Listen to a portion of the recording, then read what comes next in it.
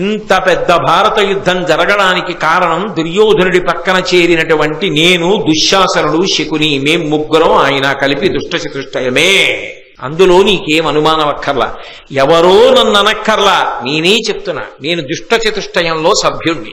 మా వలననే యుద్ధం జరుగుతోంది. కానీ ఒక్కటి మాత్రం నిజం కృష్ణ, అలా జరగాలని కాని, దుర్యోధనుడు గెలవాలని కాని, అధర్మం రాజ్యం ఏలాలని కాని నాకెన్నడూ కోరిక లేదు.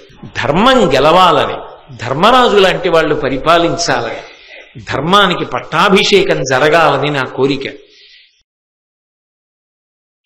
అర్జునుడితో యుద్ధానికి వచ్చినటువంటి భీష్మ, ద్రోణ, కర్ణ, దుర్యోధనాదుల యందు కర్ణుణ్ణి పరిచయం చేస్తూ ఉత్తర కుమారుడితో అర్జునుడు మాట్లాడతాడు. ఆ మాట్లాడుతున్నప్పుడు కర్ణుడు ఎటువంటి వాడు అన్నది చెప్తాడు.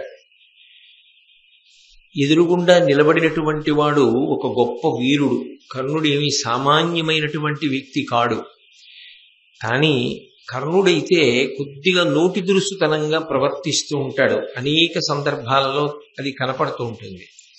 అదే అర్జునుడైతే కర్ణుణ్ణి పరిచయం చేసేటప్పుడు ఉత్తర కుమారుడితో కొన్ని మాటలు చెప్తాడు. ఆయన వీరాగ్రేసరుడు అంటాడు. కర్ణుడు వీరుల యందు చాలా చాలా గొప్పవాడు. కాబట్టి ఆయనని తక్కువ అంచనా వేయడం కానీ, ఆయన సామాన్యమైనటువంటి వీరుడు అని లెక్క పెట్టడం కానీ కుదిరే విషయం కాదు. అపారమైనటువంటి భుజబలము కలిగినటువంటి వాడు. కాబట్టి పరమాద్భుతమైనటువంటి రీతిలో లక్ష్యశుద్ధితో బాణప్రయోగం చేయగలిగినటువంటి వాడు. విశేషించి దుర్యోధనుడి యొక్క ప్రేమకు పాత్రుడైనటువంటి వాడు. అవతల వైపు రాజు కర్ణుడికి సంబంధించినంత వరకు ఆయనకు స్వామి దుర్యోధనుడు. స్వామి యొక్క ప్రీతిని చూరగొనడం ఒక గొప్ప విశేషం. దుర్యోధనుడి యొక్క ప్రీతిని పొందినటువంటి వాడు కర్ణుడు. అందుకని స్వామి భక్తి పరాయణుడైనటువంటి వాడు. అది చెడుని ఆశ్రయించాడా, మంచిని ఆశ్రయించాడా కాసేపు పక్కన పెట్టండి. తాను ఏ ప్రభువుని ఆశ్రయించి ఉన్నాడో, ఏ స్వామిని ఆశ్రయించి ఉన్నాడో ఆయన పట్ల పరమ ప్రేమతో ప్రవర్తిస్తాడు. అలా ప్రవర్తించిన కారణం చేత దుర్యోధనుని యొక్క విశేషమైనటువంటి ప్రీతికి పాత్రుడైనటువంటి వాడు. యుద్ధంలో ఎవరినీ లెక్క చెయ్యడు. దానివల్ల భయమనేటటువంటి మాట ఆయన యందు అన్వయము కాదు. నిర్భయంగా పోరాటం చేస్తాడు. ఎటువంటి వీరుడు రానివ్వండి, భయపడి వెనక్కి తగ్గడం అనేటటువంటిది కర్ణుడికి ఉండదు. అర్జునుడు చెప్తున్న మాటలు అంటే ఎంత గొప్పగా పరిచయం చేస్తున్నాడో చూడండి. అలాగే ఆయన గొప్ప కీర్తి కలవాడు. గతంలో ఎన్నో విశేషములను సాధించినవాడు. లేకుండా కీర్తి ఎలా వస్తుంది? అంతేగాని చూడగానే తక్కువ చేసి మాట్లాడడం కానీ, ఆయనకున్నటువంటి వ్యతిరేక కోణాన్ని ఉత్తర కుమారుడితో పరిచయం చేయడం కానీ అర్జునుడు చేయలేదు. అది ఒక వీరుడు మరొక వీరుడికి ఇవ్వవలసినటువంటి మర్యాద, మాట్లాడవలసినటువంటి తీరు. అర్జునుడికి లేదా కోపం ఉంది, కానీ ధర్మమునకు కట్టుబడి ప్రవర్తించడం అంటే చిత్తశుద్ధి కలిగి ఉండుట అన్న మాటకు అర్థం అది. కాబట్టి ఆయన గొప్పగా లక్ష్యాన్ని భేదిస్తాడు. దేనిని గురి చూసి కొట్టాడో అది ఇక గురి తప్పడం అన్న మాట ఉండదు. అంత ఖచ్చితంగా గురి చూసి కొడతాడు.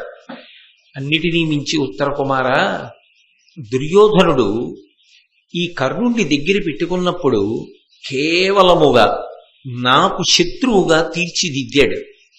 నా పట్ల అంత మాత్సర్యాన్ని పెంచుకున్నాడు. దుర్యోధనుడు అంత గొప్పగా తయారు చేశాడు ఈ కర్ణుణ్ణి. అందుకే ఎప్పుడెప్పుడు నాతో యుద్ధం వస్తుందా అని ఈ కర్ణుడు ఎదురు చూస్తూ ఉంటాడు. అంతవరకు మాత్రమే చెప్పాడు. అంటే నిజానికి అందులో ఏది పరిహరించాలో, ఏది మాట్లాడవలసిన అవసరం లేదు, ఏది కఠినంగా ఉంటుందో ఆ విషయాలు వీటిని కూడా అర్జునుడు ప్రస్తావించలేదు. ఇది ఒక్కొక్కరి యొక్క మాట వైభవానికి ప్రతీక.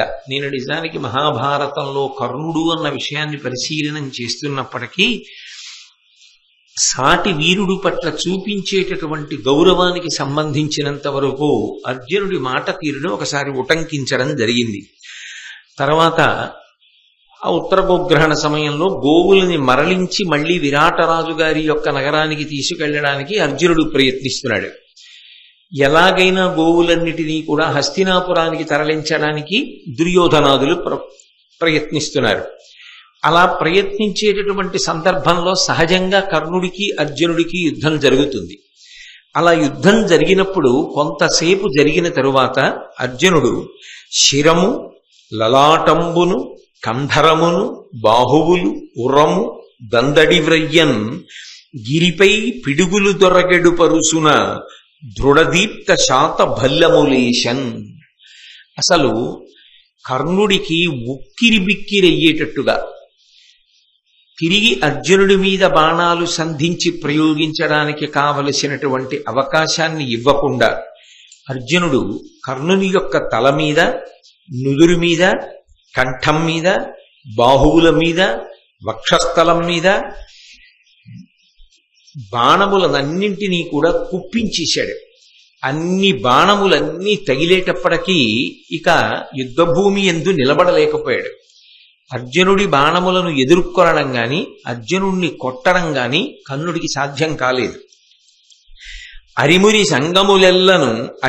అంగములెల్లను ఉరుముగ ఇట్లడరు అర్జునుని ఇమ్ములకున్ వెరచరచి సుతపుత్రుడు పరచే పొడిమి ఎద్రువ మచ్చపతి సుతుడార్వన్. ఆ కర్ణుడు ఎప్పుడైతే అర్జునుడు తన యొక్క శరీరమునకు సంబంధించినటువంటి అన్ని ముఖ్యావయవముల మీద బాణములను ప్రయోగించి బాధ పెడుతున్నాడో, అరిమురి అంగములెల్లను నురుముగా ఇట్లడరు అర్జునుని అమ్ములకున్, ఆ అర్జునుడు వేసిన బాణముల యొక్క ధాటికి తట్టుకోలేక వెంటనే రథాన్ని తీసుకుని కర్ణుడు యుద్ధభూమిని విడిచిపెట్టి దూరంగా పారిపోయాడు. అది చూసి ఉత్తర కుమారుడు పరమానంద పడిపోయి పెద్ద చప్పుడు ఇచ్చేటట్టుగా కేక వేసి తన సంతోషాన్ని వ్యక్తం చేశాడు. అంటే వేరొకసారి కర్ణార్జునులకు ద్వంద్వ యుద్ధానికి అవకాశం వచ్చింది. కర్ణుడికి వెనక భీష్మ, ద్రోణ, కృపాచార్యాది వీరులందరూ కూడా ఉన్నారు. పక్కనే దుర్యోధనుడు ఉన్నాడు. సైన్యం ఉంది. అర్జునుడి వైపున ఎవ్వరు లేరు, ఒక్కడే. పైగా సారథి సరి అయినటువంటి సమర్థుడు కాడు, పిరికివాడు. ఉత్తర కుమారుడు సారథిగా ఉన్నాడు.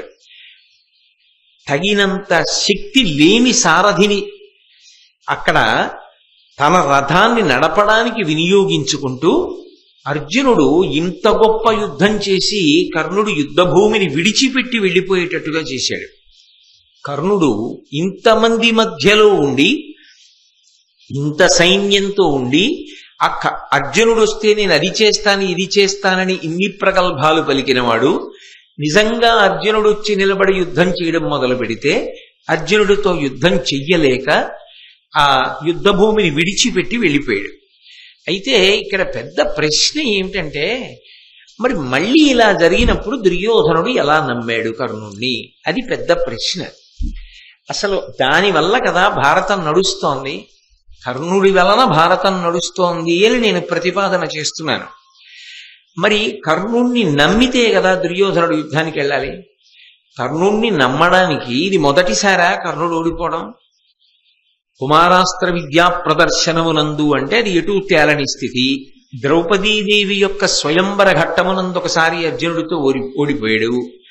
రెండవసారి ఘోషయాత్రలో పరోక్షంగా ఓడిపోయాడు. తాను ఏ గంధర్వులని నిగ్రహించలేకపోయాడో వాళ్ళని అర్జునుడు నిగ్రహించాడు. కాబట్టి అక్కడ కూడా అర్జునుడితో తాను సమానుడు అన్న విషయాన్ని నిరూపించుకోలేకపోయాడు. ఇప్పుడు ప్రత్యక్షంగా మళ్ళీ అర్జునుడితో యుద్ధం వచ్చింది. ఎప్పుడో కురుక్షేత్ర సంగ్రామ భూమి వరకు ఆగవలసిన అవసరం లేకుండా ఇలా అజ్ఞాతవాసం పూర్తయిపోగానే తాజాగా అలా యుద్ధం వచ్చేసింది. అది కూడా ఒక్క అర్జునుడే వచ్చాడు. ఒక్క అర్జునుణ్ణి చంపుతానని 2 మాటలు ప్రతిజ్ఞ చేసి ఉన్నాడు కర్ణుడు కదూ.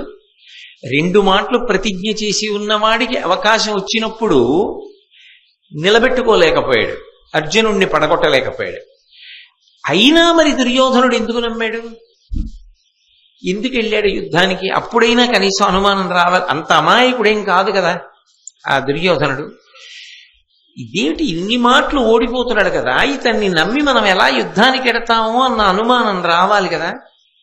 మరి దుర్యోధనుడికి ఎందుకు రాలేదు అంటే నా ప్రశ్నలోనే ఉందా జవాబు. రాదు. ఎందుకు రాదు? ఎందుకు రాదు? భీష్ముడు అక్కడే ఉన్నాడుగా. మరి భీష్ముడు ఏం చేశాడు అర్జునుణ్ణి? ద్రోణుడు అక్కడే ఉన్నాడుగా. ద్రోణుడు ఏం చేశాడు అర్జునుణ్ణి? కృపాచార్యుడు అక్కడే ఉన్నాడుగా. ఏం చేశాడు అర్జునుణ్ణి? అశ్వత్థామ ఉన్నాడుగా. ఏం చేశాడు అర్జునుణ్ణి? వీళ్ళెవ్వరూ ఏం చేయలేదుగా, తాను ఏం చేయలేదుగా.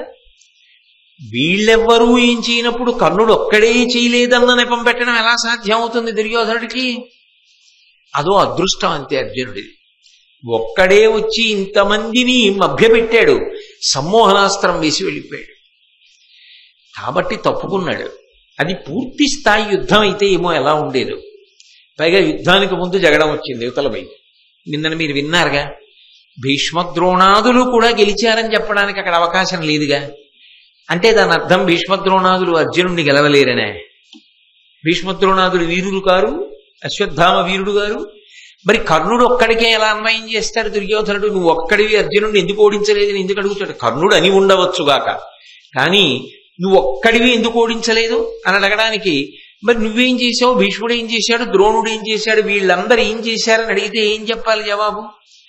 అందుకని దాన్ని ఒక దైవ ఘటనగా భావించాడు అంతే దుర్యోధనుడు. ఇంతమంది ఉన్నా ఒక్కడే ఆవులను వరల్చుకుపోయాడు అంటే ఇందులో ఏదో మన వ్యూహంలో తేడా ఉంది. మనం సమగ్రమైన ఆలోచనతో లేము ఆ యుద్ధంలో. అప్పటికి దుర్యోధనుడికి ఆలోచన విధానంలో ఉన్న లక్షణం ఏమిటంటే వాళ్ళ అరణ్యవాస అజ్ఞాతవాసాలు పూర్తవలేదన్న లెక్కలో ఉన్నాడు. కాబట్టి ఖచ్చితంగా అర్జునుడు రాడు అని మనం మానసికంగా స్థిరపడి ఉన్నాం.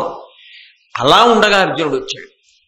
అలా ఉండగా అర్జునుడు రావడంలో ఏమైందంటే మనం అర్జునుడు వచ్చేసాడా, మరి అజ్ఞాతవాసం ఏమైనట్టు అన్న ఆలోచన చేసే లోపల ఆవుల్ని వరల్చిపోయాడు సన్మోహనాస్త్రం వేసి. ఇది యుద్ధం, అర్జునుడే వస్తున్నాడు, మనం కూడా అర్జునుడితో చేస్తాం అని సిద్ధపడి ఉంటే అర్జునుడు గెలిచేవాళ్ళం. భీష్ముడు లేడా, ద్రోణుడు లేడా, అశ్వత్థామ లేడా, కర్ణుడు లేడా, దుర్యోధనుడు లేడా, మిగిలిన వాళ్ళు లేరా? ఇంతమందిని ఒక్క అర్జునుడు ఎలా ఓడించేస్తాడు? అసంభవం. కాబట్టి ఒక్క కర్ణుడిని తప్పు పట్టవలసిన అవసరం లేదు, ఆ సందర్భం అటువంటిది అని నమ్మేశాడంతే. అయితే ఇలా అన్వయం చేసుకుని నమ్మేయచ్చన్న ఆలోచన ఎందుకు వస్తుంది? పరమేశ్వరానుగ్రహం అలా ఉండకపోతే నడవదు, భారత యుద్ధం ఏర్పడదు. కాబట్టి ఒకవైపు బలమైన కోణం ఎంతుంటుందో ఎప్పటికప్పుడు దుర్యోధనుడు కర్ణుడిని నమ్ముకుని మళ్లీ మళ్లీ యుద్ధానికి వెళ్ళడానికి కావలసినంత బలమైన కోణం మళ్లీ అంతా ఉంటుంది. అందుకే దుర్యోధనుడు మళ్లీ నమ్మాడు. సరే అయిపోయింది.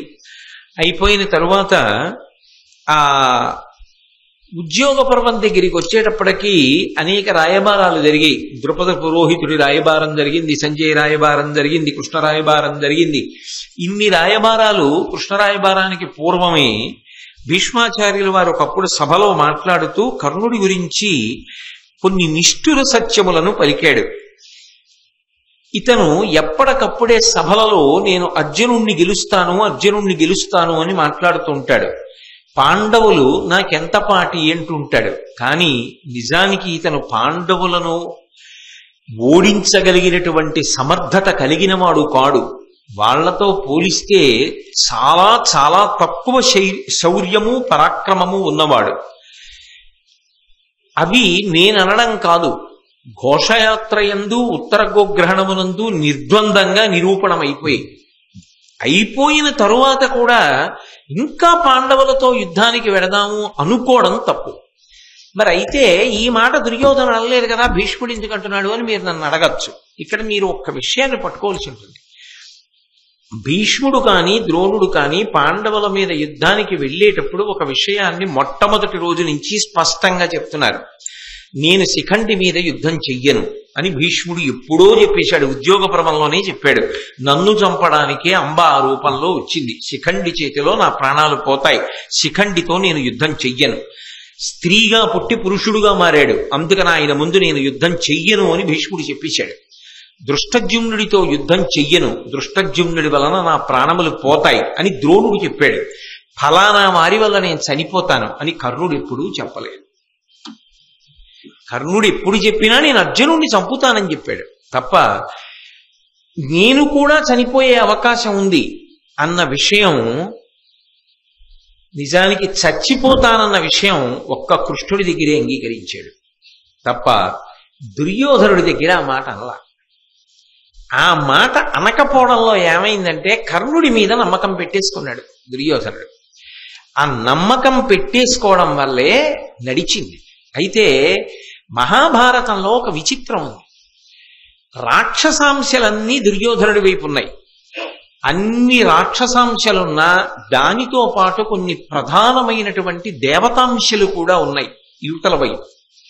భీష్ముడున్నాడు, భీష్ముడు దేవతాంశ, వసువులలో వచ్చాడు ధర్మాత్ముడు. ద్రోణుడు ఉన్నాడు, గురువు యొక్క అంశ. కాబట్టి ఆయన దేవతాంశలో వచ్చినవాడు, ఆయన కూడా ధర్మం తెలిసి ఉన్నవాడు. 3 కృపాచార్యుడున్నాడు, అసలు చిరంజీవి. ఇక అశ్వత్థామ ఉన్నాడు. ద్రోణుడు పరమశివుని యొక్క వరంచేత కన్న కుమారుడు, చిరంజీవి. ఇవన్నీ దేవతాంశలు. అలాగే పైకి చూసినప్పుడు కర్ణుడు కూడా సూర్యుని యొక్క అనుగ్రహ విశేషం చేత జన్మించినవాడు. ఆయన పైకి ఎలా కనపడినా ఎలా చెప్పబడినా ఆయనలో ఉన్నటువంటి తేజస్సు సుస్పష్టంగా ఉంటుంది. అందుకే ఈ దేవతాంశలన్నీ ఏం చేశాయంటే ఒక వాపుని చూసి బలం అనుకునేటటువంటి స్థితిని దుర్యోధనుడికి కల్పించే. అది వాటి మాయ. ఈ దేవతాంశలు ఇటువైపు ఉండడం వల్ల దుర్యోధనుడు ఎప్పుడూ ఏం ఆలోచించాడంటే భీష్ముడున్నాడు, ద్రోణుడున్నాడు, అశ్వత్థామున్నాడు, కర్ణుడున్నాడు, కృపాచార్యుడున్నాడు, నాకేమవుతుంది అనేవాడు. ఆ దేవతాంశలు ఇటువైపు ఉండి ఇవి కూడా రాక్షస సంహారానికి ఉపకారం చేశాయి. ఎందుకని? దేవతాంశలకి ధర్మపక్షపాతం ఉంటుంది. అవి దాచుకోలేదు. భీష్ముడు కానీ ద్రోణుడు కానీ ఎక్కడా దాచుకోలే. వాళ్ళు ఎప్పటికప్పుడు స్పష్టంగా చెప్పారు. ఉత్తరగోగ్రహణ సమయంలో అర్జునుడు చూసి ద్రోణుడు ఎంత మురిసిపోయాడు. వాళ్ళు ఎప్పుడూ చెప్పారు నాకు సాధ్యం కాదు, నేను ఇంతకన్నా యుద్ధం చెయ్యలేను. భీష్ముడైతే సుస్పష్టంగా చెప్పాడు, నేను కాదు దేవతలందరితో కూడి ఇంద్రుడే వచ్చినా అర్జునుణ్ణి మట్టు పెట్టడం సాధ్యం కాదు అని చెప్తాడు. కర్ణుడు అలా చెప్పడం. కర్ణుడు ఎంతమంది ఏమని చెప్పని వాళ్ళు పాండవ పక్షపాతం ఉన్నవాళ్ళు ఈ వృద్ధులు ఏం మాట్లాడి నేనున్నాను నీ పక్కన అంటాడు. ఈ మాటకి వశపడ్డాడు తప్ప దుర్యోధనుడితో నాకు ఈ శక్తి లేదు, నేను ఇది చెయ్యగలనని పూర్తిగా నా మీద ఒక్కడి మీద నమ్మకం పెట్టుకోకు అని చెప్పకపోవడం ఒకెత్తైతే సమయం చూసి నిజానికి ఆవేశంలో చేశాడా ఆలోచనతో చేశాడా అన్నది తెలియదు. కానీ కర్ణుడు చేసినటువంటి ఒక పని మాత్రం యథార్థమునకు ధర్మరాజు గారికి పెద్ద వరం అయిపోయింది, దుర్యోధనుడికి పెద్ద శాపం అయిపోయింది. ఎక్కడైపోయింది అంటే ఆవేశపడ్డాడు కదూ, కొంచెం తొందరగా ఆవేశపడతాడు. ఎందుకు ఆవేశపడుతుంటాడో తెలుసా? కర్ణుడు ఆవేశపడ్డానికి ఒక కారణం ఉంది. సాధారణంగా మనిషికి అసహనం ఎప్పుడు వస్తుందంటే తన మనస్సులో ఉన్నటువంటి మాట పంచుకోవడానికి ఎవరూ లేరనుకోండి. తన మనసులో ఏదో ఒక అభిప్రాయం ఉంది, ఆ అభిప్రాయం పంచుకోలేడు, అది పెద్ద బాధ. ఆ బాధని పంచుకోలేనప్పుడు లోపల ఒక పెద్ద నలుగుడు ఉన్నప్పుడు మనిషికి చటుక్కున ఆవేశం వస్తుంది, చటుక్కున కోపం వస్తుంది. కర్ణుడికి జీవితంలో ఒక పెద్ద సమస్య ఉంది. ఏమిటా సమస్య అంటే కర్ణుడికి ధర్మరాజు గారి యొక్క ధర్మం మీద అపారమైన గౌరవం. కొన్ని చోట్ల బయటపడ్డాడు భారతంలో. ఇంకా అంతా ఇంత నమ్మకం కాదు, త్రికరణ శుద్ధిగా తిరుగులేని నమ్మకం. 2, కృష్ణుడు సాక్షాత్ భగవానుడన్న విషయం తెలిసి ఉన్నటువంటి వాళ్లలో కర్ణుడు ఒకడు. భారతంలోనే బయటపడ్డాడు. ఆయన నారాయణుడే, ఆయన వెనకాతల ఉన్నాడు కనుక ఖచ్చితంగా ధర్మరాజుకే పట్టాభిషేకం అవుతుంది. ఖచ్చితంగా ధర్మరాజు గెలుస్తాడు. ధర్మరాజు యొక్క ధర్మం అంటే కర్ణుడికి చాలా అభిమానం. యథార్థంగా చెప్పాలంటే ధర్మరాజు గారిని దర్శించడం కర్ణుడికి ఇష్టం. మీరు భారతం బాగా చదివితే కొన్ని చోట్ల స్పష్టంగా విషయం అర్థమవుతుంది. అంతటి ధర్మమూర్తి అని ఆయనని ఒకసారి చూడడం కర్ణుడికి ఇష్టం. అది తెలియకుండానే లోపల ఉన్న అనుబంధం. నేను మీకు మొదటి రోజున చెప్పా, సూర్యుడి యొక్క కొడుకు యమధర్మరాజు, ఆ యమధర్మరాజు గారి యొక్క అంశలో వచ్చినవాడు ధర్మరాజు. సూర్యుని యొక్క అనుగ్రహ విశేషం చేత వచ్చినటువంటి వాడు కర్ణుడు. ఇద్దరూ సూర్య సంబంధం ఉన్నవారు. అందుకే తెలియకుండానే ఒకరి పట్ల ఒకరికి అభిమానం ఉంది. నిజానికి ధర్మరాజు గారంటూ కౌరవుల వైపు భయపడితే ఒక్క కర్ణుడికి వినా ఎవడికి భయపడ్డారు. భీష్ముడికి భయపడ్డ ధర్మరాజు. ఎందుకంటే తెలుసు, ధర్మప్రీతి చేత బంధుప్రీతి చేత తన మీద ఉన్న అభిమానం చేత ఏదో ఒక రోజున తాతగారు మనకు ఉపకారం చేసి శరీరం వదిలేస్తాడని. గురుడి విషయంలో అదే నమ్మకం. కృష్ణుడు వెనకనున్నాడని ధైర్యం. ఇన్ని ఉన్నా ధర్మరాజు గారు నిద్రపోవడం మానేస్తే అది ఎవరి గురించి మానేస్తాడంటే కర్ణుడి గురించి మానేస్తాడు. కర్ణుడి గురించి మానేశాడు అంటే కర్ణుడి శౌర్యం మీద, కర్ణుడి పరాక్రమం మీద ధర్మరాజు గారికి ఒక నమ్మకం, ఒక మెచ్చుకోలు గుణం లోపల ఉన్నాయా లేదా? ఉంటేనే కదా. వాడు సామాన్యుడు కాడండి. ఏమిటో అలా అంటారు కానీ మా తమ్ముళ్ళు భీమార్జునుడు కలసాదేవులు అమ్మో అరివీర భయంకరుడు ఆ కర్ణుడు అన్నప్పుడు ఒక సాటి వీరుడిగా ఒక అభిమానం కర్ణుడి మీద ఉంటుందా ఉండదా? అది కర్ణుడి మీద ధర్మరాజుకుంది. కర్ణుడికి మహాధర్మాత్ముడు ధర్మరాజు. ఆయనకి తెలుసు ఎన్ని అవమానములు చేసినా ధర్మం వదలడు. అటువంటి మహాపురుషుడు లోకమునందుండడు. ఈ భూమిని ఏలితే ధర్మరాజే ఏలాలన్నది కర్ణుడి యొక్క ప్రబలమైన విశ్వాసం. అయితే ఆయన కర్మ అంతా ఏమిటంటే ఈ మాటలు ఎక్కడా బయట చెప్పలేడు. భీష్ముడు చెప్పగలడు. ఎందుకనంటే పిల్లకాయలు వాళ్ళందరూ మనవలు.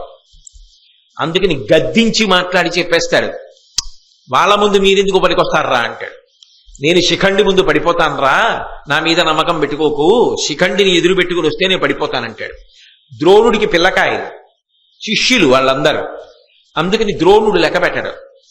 భీష్ముడు అనగానే వెనక మాట్లాడేస్తాడు, చెప్పేస్తాడు. పైగా వాళ్ళు చేయవలసిన పనులు అయిపోయాయి. ఇంకా వాళ్ళు శరీరం వదిలిపెట్టడానికి సిద్ధంగా ఉన్నారు. అందుకని ఆయన చెప్పేస్తాడు, నేను దృష్టజ్యుమ్నుడి చేతిలో వెళ్ళిపోతానంటాడు. నువ్వు చేస్తున్నది తప్పు అంటాడు. కర్ణుడి దగ్గరికి వచ్చేటప్పటికి భారతంలో ఏమైపోయిందంటే అలా దుర్యోధనుడికి చెప్పలేడు. ఎందుకు చెప్పలేడంటే అసలు తాను ఇవాళ ఈ స్థితిలో ఉన్నాడంటే ఆ దుర్యోధనుడే కారణం. దుర్యోధనుడు అలా ఉండకపోతే, అంత మైత్రి కర్ణుడి పట్ల చూపించకపోతే కర్ణుడు ఇవాళ ఈ స్థాయి పొందలేడు. నిజానికి ఈ స్థాయి దుర్యోధనుడు ఇవ్వాలా? ఇవ్వక్కర్లేదు. ఆయనకి ధర్మం మీద అనురక్తి ఉంది కర్ణుడికి. ఆయన పరాక్రమవంతుడే. కానీ చెప్పవలసిన సమయంలో ఆయన జనన రహస్యాన్ని ఆయన తల్లి చెప్పలేదు, ఆయన తండ్రి చెప్పలేదు, తెలిసున్న కృష్ణ భగవానుడు చెప్పలేదు. సర్వజ్ఞుడు కృష్ణుడు మహాభారతంలో భగవానుడే చెప్పలేదు. ఎందుకు చెప్పలేదు అంటే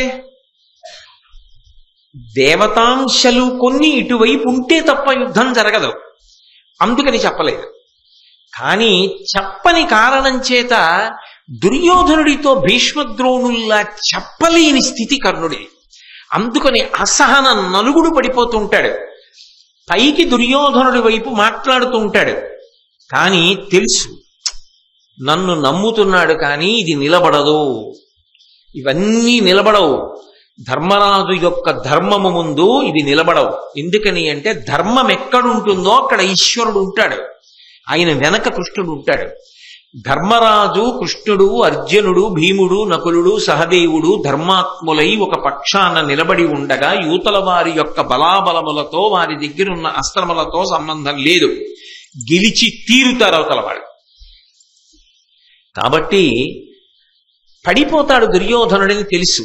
కానీ ఆ ఒక్క మాట కానీ కర్ణుడు అన్నాడు అనుకోండి, ఎప్పుడైనా ఆ మాట కానీ కర్ణుడు అన్నాడా, ఇక దుర్యోధనుడు తట్టుకోలేడు జీవితంలో. అది పెద్ద పెద్ద నమ్మక ద్రోహంగా భావిస్తాడు. అది వాళ్ళకి తెలియకుండా అలా అంటుకుపోయింది. నేను మీకు మొదటే చెప్పా, 2 చెట్ల కాండం కలిసిపోయినట్టు కలిసిపోయింది. అతనికి దుర్యోధనుడికి తానతందన అనడం వినా మార్గం లేదు. కానీ కర్ణుడి హృదయం మాత్రం అది కాదు. అలా అనడం త్రికరణ శుద్ధిగా మాత్రం కర్ణుడు అనడం. కర్ణుడి లోపలి భావనలన్నీ వేరు. ఇది ఏమవుతుందంటే అసహనం కిందకు వస్తుంది. ఎప్పుడైనా సభలలో భీష్మద్రోణులు నింద చేశారనుకోండి, అతను నలుగుడు పడతాడు లోపల. ఈ విషయాలు నాకు తెలియవా? నాకు తెలుసు. మీరు స్వతంత్రులు, మీరు చెప్తారు. నా బ్రతుక్కి అది లేదు, నేను చెప్పలేను. నాకు ధర్మం పట్ల ఉండాలనుంది, నాకు ధర్మాన్ని పొగడాలనుంది. కానీ పొగిడితే వీడు తట్టుకోలేడు. వీడు బాధపడితే నేను తట్టుకోలేను. ఎందుకంటే నా ఈ రోజు ఉన్నటువంటి గౌరవం అతని వలన నన్ను నమ్మి బతికేస్తున్నాడు. ఈ స్థితిలో నేను ఎలా తప్పుకోను? ఎప్పటికప్పుడు అలా సర్దుకుపోయాడంతే. ఈ సర్దుకుపోవడమే కొంప ముంచేసింది. అది ఏమవుతుందంటే ఆ చెప్పలేని స్థితి, ఆ స్వాతంత్ర్యము లేని స్థితి ఎంత పెరిగిపోయి ఉపద్రవం ఎంత దగ్గరికి వచ్చేస్తోందో, ఆయన ఎంతో అసహనం అలా ఉంటుంది. ఆ అసహనం ఏం చేస్తుందంటే దూరదృష్టిని చంపుతుంది. అది దానికి ఉండే లక్షణం. ఓర్పు నశించిందనుకోండి, మనం ఇలా అనేస్తే ఏమొస్తుందో అన్న ఆలోచన ఇంకుండదు. ఓర్పు పోగానే ఎంత ప్రమాదాన్నైనా మనిషి మాటల చేతనే కొని తెచ్చేసుకుంటాడు. అందుకే ఓర్పు నశించకుండా ఉండాలి, చాలా జాగ్రత్తగా ఉండాలి మనిషి. తన ఓర్మి నశించడమే తనకి ప్రమాదకరం. తాను ఓర్పు పట్టినంత కాలం పర్వాలేదు. నిజానికి అది కవచం దొరుకుతున్నట్టు రక్షణ. ఓర్మి పోకూడదు. ఎప్పుడైతే నలుగుడులో ఓర్పు పోతూ ఉంటుందో అది పైకి ఒకలా వ్యక్తం అయిపోతూ ఉంటుంది కర్ణుడి దగ్గర. ఎందుకంటే నిజమే దుర్యోధన అనలేడు. ఆయనకి తెలుసు, నా దగ్గర ఎన్ని ఉన్నా, ఎన్ని నాకున్నాయో అన్ని శాపములు కూడా ఉన్నాయి నాకు అన్న విషయాలు సుస్పష్టంగా తెలుసు. కర్ణుడికి తెలియకపోవడం ఏమీ లేదు. తనకి శాపం ఉంటే తనకి తెలియదేమిటి? తెలుసు. తెలిసిండి తెలియనట్టుండగలిగిన అమాయకుడు కాడు. కానీ దుర్యోధన, ఎందుకు ఎడతావయ్యా యుద్ధానికి? మనం ఏం చెయ్యలేము వాళ్ళని అంటే, సహజంగా అంత అసూయాగ్రస్తుడైనటువంటి దుర్యోధనుడు ఇక తట్టుకోలేడు. అది ఏమన్నా వచ్చప్పుడు ఇక అది ఏమవుతుంది అన్నది చెప్పడం ఎవరికీ సాధ్యం కాదు.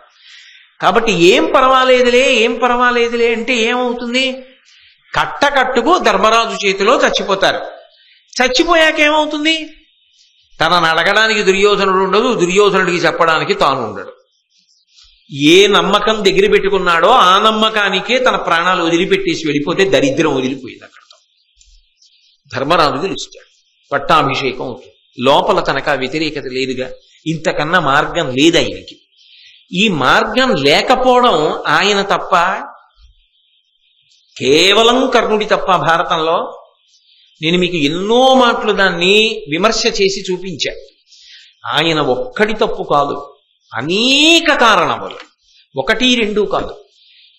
మొట్టమొదటి నుంచి అవే ఇబ్బందులు. ఆయన ఎప్పుడైనా ఇలా ఎదుగుదాం అనుకునేటప్పటికీ ఏదో అడ్డు, మళ్ళీ ఓ పక్క కడతాడు. మళ్ళీ ఎదుగుదాం అనుకుంటాడు, మళ్ళీ అడ్డు, మళ్ళీ ఇంకో వంకర తిరుగుతాడు. మళ్ళీ ఏదో ఎదుగుదాం, మళ్ళీ ఇంకో అడ్డు, మళ్ళీ ఎటో తిరుగుతాడు. అసలు ఆయన నిటారుగా ఉండడానికి ఆయనకు అవకాశం లేదు. దురదృష్టవంతుడు. నేనున్నాను అన్నవాడు ఆయనకి సరి అయిన సమయంలో ఎవరు ఉండరు.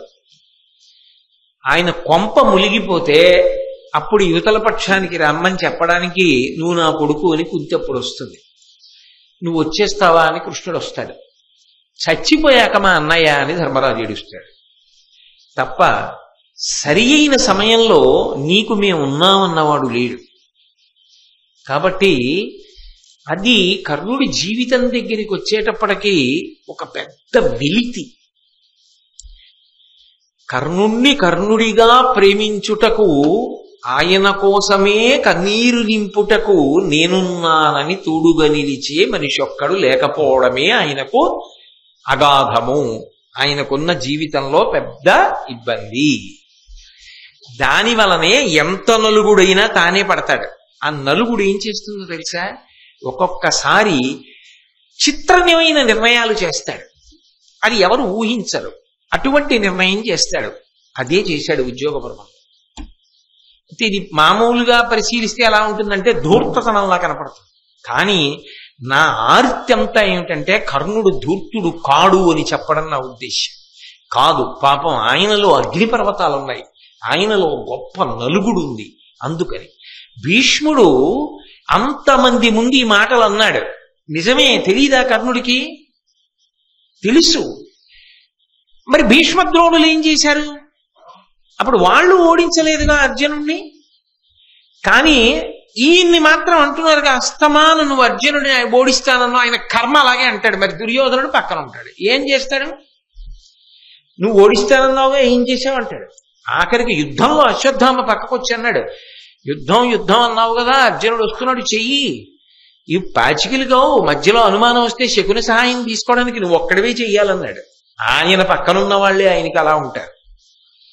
అందుకే ఆ నలుగుడులో ఏవేవో మాట్లాడుతుంటాడు ఒక్కొక్కసారి. ఆ మాట్లాడడంలో ఏం చేశాడంటే, ఎప్పుడైతే భీష్ముడు నువ్వు ఘోషయాత్రలో గెలిచావా లేకపోతే ఉత్తర గోగ్రహణంలో గెలిచావా, ఎందుకు ఆ నోటి దురుసుతనం? అస్తమానం అర్జునుడిని గెలుస్తానని ఎందుకంటావు? నువ్వు అనబట్టి కదా దుర్యోధనుడు నమ్ముకుంటున్నాడు, నమ్ముకుని కదా యుద్ధానికి ఎడుతున్నాడు.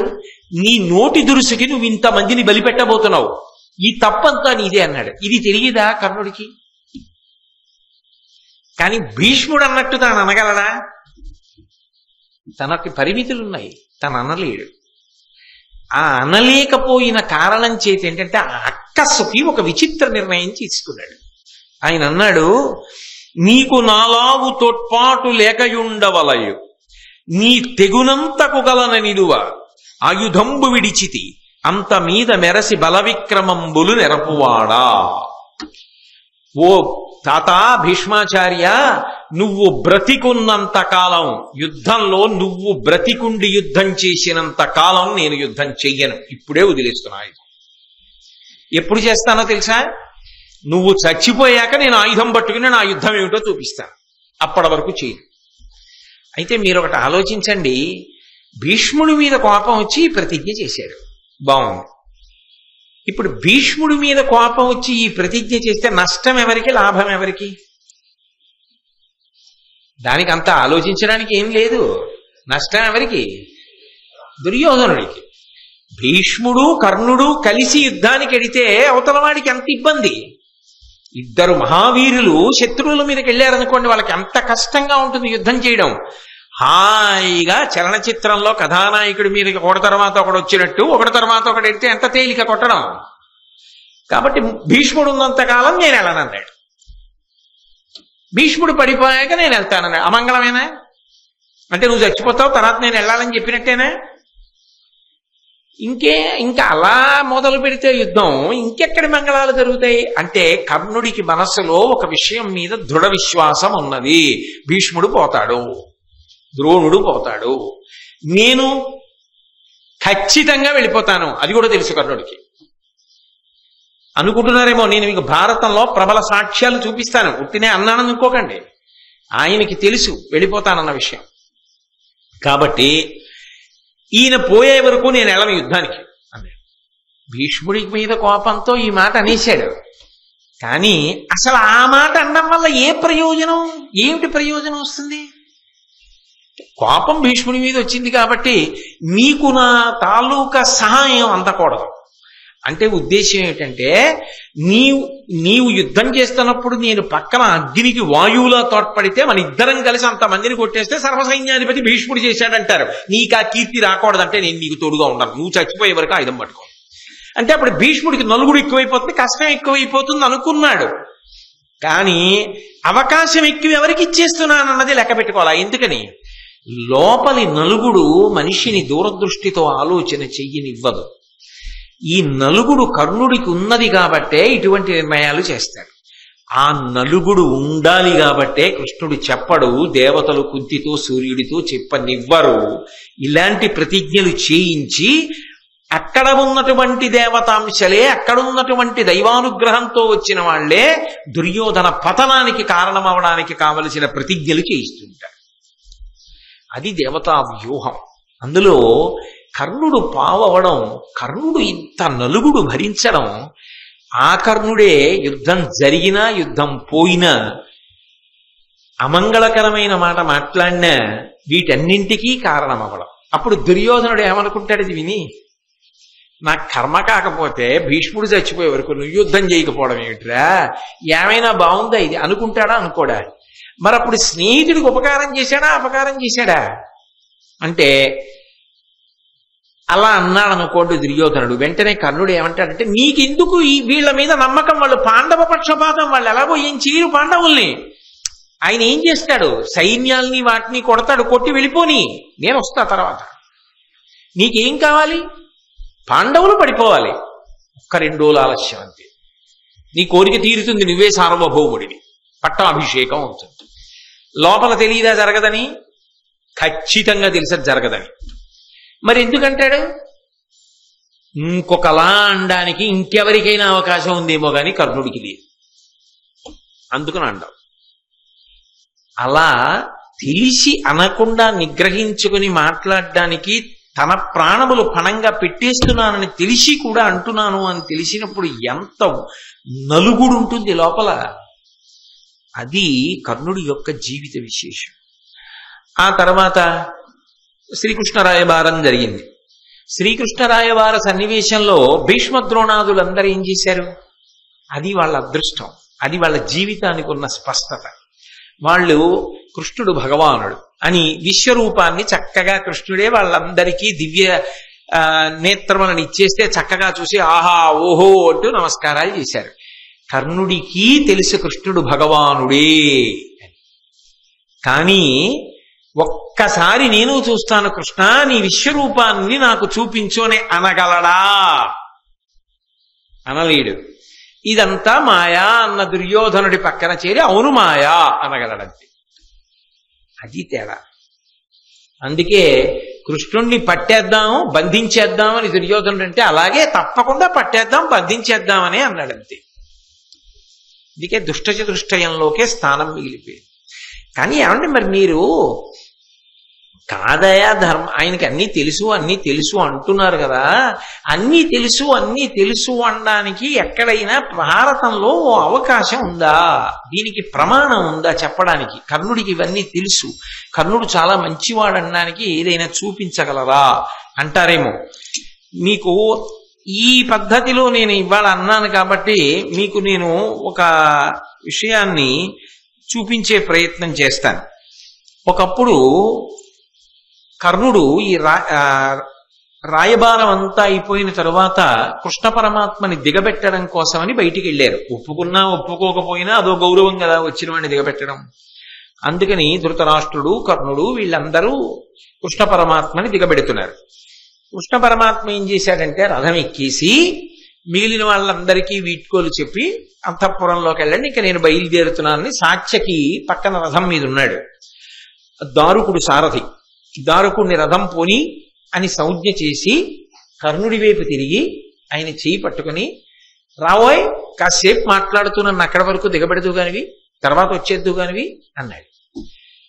కర్ణుణ్ణి తన రథం ఎక్కించుకున్నాడు, తన పక్కన కూర్చోబెట్టుకున్నాడు. ఎవరు? కృష్ణుడు కర్ణుణ్ణి ఎక్కించుకుని కొంత దూరం తీసుకెడుతున్నాడు. దుర్యోధనుడికి అనుమానం రావాలా? రాదు. ఎందుకు రాదో తెలుసా? ఏం చెప్పినా వినడం. అతను నాతో పెట్టుకున్న మైత్రీ బంధం అటువంటిది. అందుకే కృష్ణుడి నీకేం చెప్పాడని అడగలేదు కర్ణుడు. కర్ణుడు నాతో కృష్ణుడిది మాట్లాడాడని దుర్యోధనుడికి చెప్పలేదు. కానీ ఇక్కడ కొన్ని అద్భుతమైన రహస్యములు కనపడతాయి. ఎందుకంటే కర్ణుని యొక్క శీల వైభవం బయటపడాలి అంటే భగవానుడైన కృష్ణుడితో కర్ణుడికి ఏకాంతం దొరకాలి. అందుకే భారతంలో కర్ణుడు ఎప్పుడైనా ఎవరితోనైనా ఏకాంతాన్ని పొందాడనుకోండి, కర్ణుడి యొక్క శీలమన్నా పెరుగుతుంది, కర్ణుడి గొప్పతనమన్నా బయటికి వస్తుంది, లేదా కర్ణుడు చావుకి దగ్గర పడిపోవడానికి వీలుగా ఏదో ఒక తేజస్సునన్నా పోగొట్టేసుకుంటాడు. భారతంలో కర్ణుడి ఏకాంత సమావేశాలకున్న ప్రాధాన్యత అలా ఉంటుంది. ఎందుకంటే ఆయన అలా కొంతమందిని కలిశాడు, ఒక్కొక్కళ్ళని కలిశాడు, సభలో కాకుండా. ఒకసారి కుంతిని కలిశాడు అలాగా. అప్పుడు ఆవిడికో వరం ఇచ్చేశాడు. ఇచ్చేయడం వల్ల ధర్మరాజు, భీముడు, నకులుడు, సహదేవుడు జోలికి వెళ్ళలేకపోయాడు. ఒకసారి ఇంద్రుణ్ణి ఏకాంతంగా కలిశాడు, కవచకుండలాలు ఇచ్చేశాడు. ఒకసారి కృష్ణుణ్ణి కలిశాడు. ఇప్పుడు కృష్ణుణ్ణి కలిస్తే భగవంతుడు కదా, పోగొట్టుకోవడం ఉండదు. కర్ణుడు ఏమిటో అర్థం అవుతుంది భారతంలో. అసలు కర్ణుడు అర్థం అవడం అంటే కృష్ణుడితో వెళ్ళినప్పుడే. నేను అది అన్నాను కాబట్టి ఇవాళ ఈ సన్నివేశాన్ని పక్కకి తీసుకొస్తున్నాను. కృష్ణుడు పక్కన కూర్చున్నాడు, రథం నడిచి వెళ్ళిపోతోంది. దూరంగా సాత్యకి ఉన్నాడు, ఎవరు లేరు, సారథి దారుకుడు తప్ప. కూర్చోబెట్టుకుని మాట్లాడుతూ ఏదో పెద్ద ఉపోద్ఘాతం అది ఏమి ఇవ్వలేదు కృష్ణుడు. తిన్నగా చెప్పాలనుకున్న విషయాన్ని మొదలుపెట్టేశాడు. మొదలుపెట్టి అన్నాడు, నీవు వృద్ధజనోపసేవివి, ధర్మ సంవేదివి. ఎవరు మాట్లాడుతున్నది? కృష్ణుడు కర్ణుడితో అంటున్న మాటలు. తెలియంగ వినుము, సిద్ధ మంత్రబలంబున మార్తాండువరమున కన్నియదరి గొంతి కన్నవాడవగుట పాండు నృపాలు నగ్రసుతుండవు. ధర్మ మార్గం విధి ధర్మతనయుడాదిగాగల తమ్ములందరూ నా చేత ఎరిగి నీ అడుగులకెరంగి సకల పుత్ర మిత్ర బంధు భూరి సేనా సమన్వితముగా కొలిచి నిన్ను రాజ్య భార వహమునకు పట్టంబు కట్ట ఉజ్వలుడవగుదు రమ్ము వరికడకు. కర్ణుడా, నేను నీకు ఇవాళ కొన్ని విషయాలు చెప్తాను విను. నువ్వు వృద్ధజనోపసేవివి, నువ్వు పెద్దలను సేవించేటటువంటి లక్షణమున్నవాడవు. ఇప్పటి వరకు మనం సాధారణంగా ఏమనుకుంటామంటే ధిక్కరిస్తాడు అని. కృష్ణుడు ఏమంటున్నాడంటే నువ్వు పెద్దలను సేవించే లక్షణం ఉన్నవాడివి, ధర్మ సంవేదివి, ధర్మము బాగా తెలుసున్నవాడివి. తెలియంగా వినుము, నేను నీకొకటి చెప్తాను, బాగా విను. ఒకప్పుడు ఒక సిద్ధుడిచ్చినటువంటి మంత్రబలం కారణం చేత సూర్యుని యొక్క అనుగ్రహ విశేషంగా కుంతీదేవి ఒక కుమారుణ్ణి కంది. ఆ కుమారుడే నువ్వు. కాబట్టి నువ్వు ధర్మరీత్యా ఆలోచిస్తే పాండురాజు యొక్క పెద్ద కుమారుడవు, ధర్మరాజు కన్నా పెద్దవాడి. నువ్వు నాతో రా, నేను ఈ విషయాలు నిన్ను తీసుకెళ్లి ధర్మరాజుకి చెప్తాను. ధర్మరాజుకి చెప్పిన తరువాత ధర్మరాజు కాదు, భీముడు, అర్జునుడు, నకులుడు, సహదేవుడు పరమ ప్రీతితో నీ పాదములకు నమస్కారం చేసి నీకే పట్టాభిషేకం చేస్తారు. అందరూ నిన్ను కొలుస్తూ ఉండగా, అందరూ ఏకకంఠంతో నీకే పట్టాభిషేకం జరగాలని కోరుతుండగా నేను దగ్గరుండి ఈ రహస్యాన్ని చెప్పి నీకు పట్టాభిషేకం చేయిస్తాను.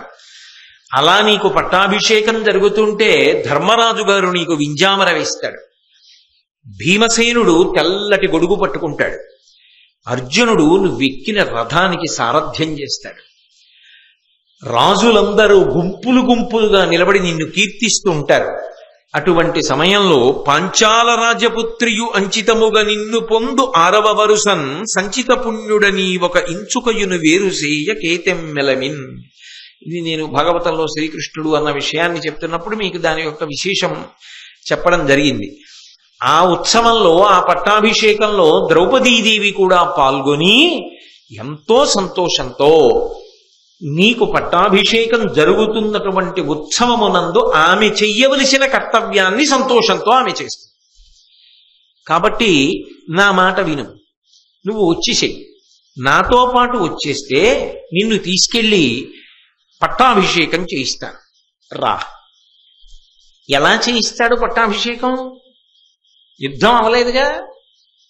అంటే దాని అర్థం ఏమిటంటే, కర్ణుడా, నువ్వు కానీ వచ్చేసావు అనుకో, ఇక యుద్ధం జరుగుతుందా?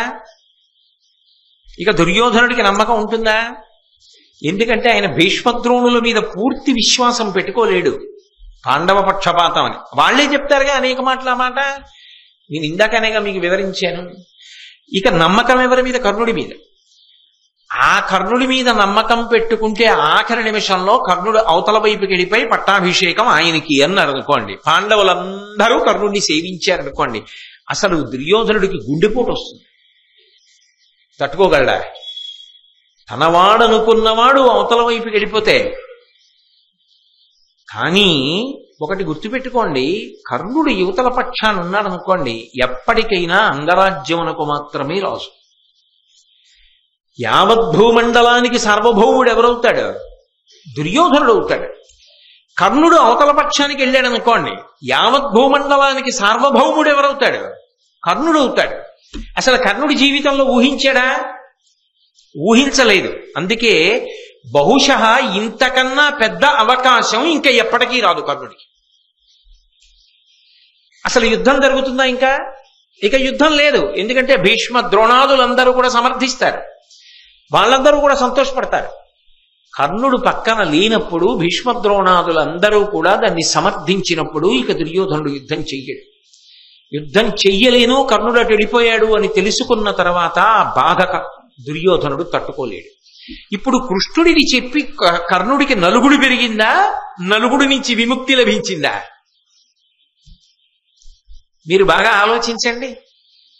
కళ్ళ ముందు ఒక అద్భుతమైన అవకాశం కనపడుతోంది,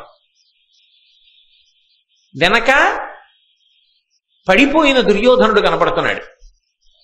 ఇన్నాళ్ళు ఏది తెలిసి ఉండనివ్వండి, ఏది తెలియకపోనివ్వండి, దుర్యోధనుడు పక్కనే ఉన్నాడు.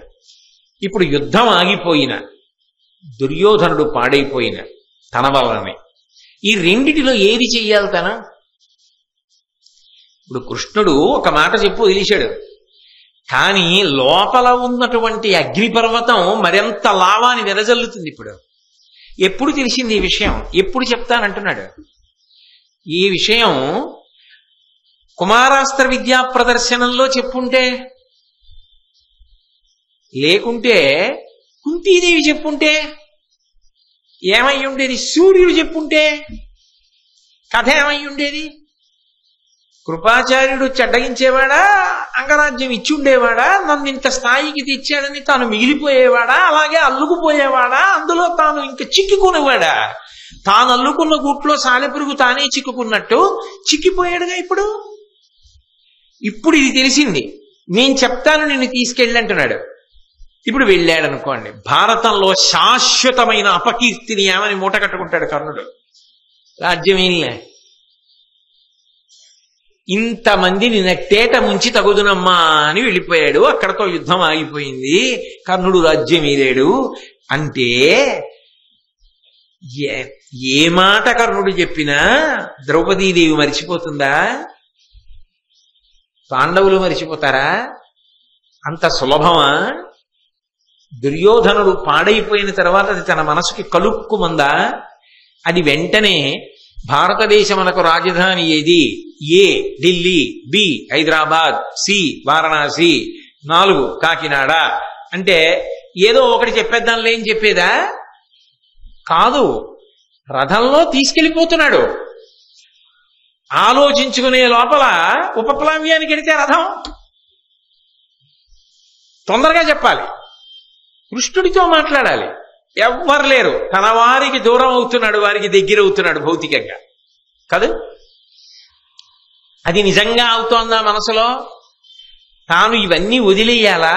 తాను ఇవన్నీ పట్టుకోవాలా? ఇప్పుడు ఒక్కటి మాత్రం నిజం, ఏది ఏమైనా మనసు విప్పి మాట్లాడేయచ్చు. ఎందుకంటే పక్కన కూర్చున్నవాడు మాత్రం అన్నీ తెలిసున్నవాడే, భగవానుడే. ఆ విషయం కర్ణుడికి తెలుసు కాబట్టి ఇన్నాళ్లకి తన నలుగుడికి ఒక విముక్తి లభించింది. తన మనసులో ఏముందో ఇన్నాళ్ల నుంచి ఎవరికి ఏది చెప్పుకోలేకపోయాడో, ఏ నలుగుడు పడ్డాడో అది చెప్పేసి ఇది ఎవరికి చెప్పకని చెప్పి వెళ్ళిపోతే కొంత శాంతి. అందుకు చెప్పేస్తాను, అసలు నా మనసులో ఉన్న అభిప్రాయాలు ఏమిటో ఇవాళ మాట్లాడేస్తాను అని మాట్లాడడం మొదలుపెట్టాడు.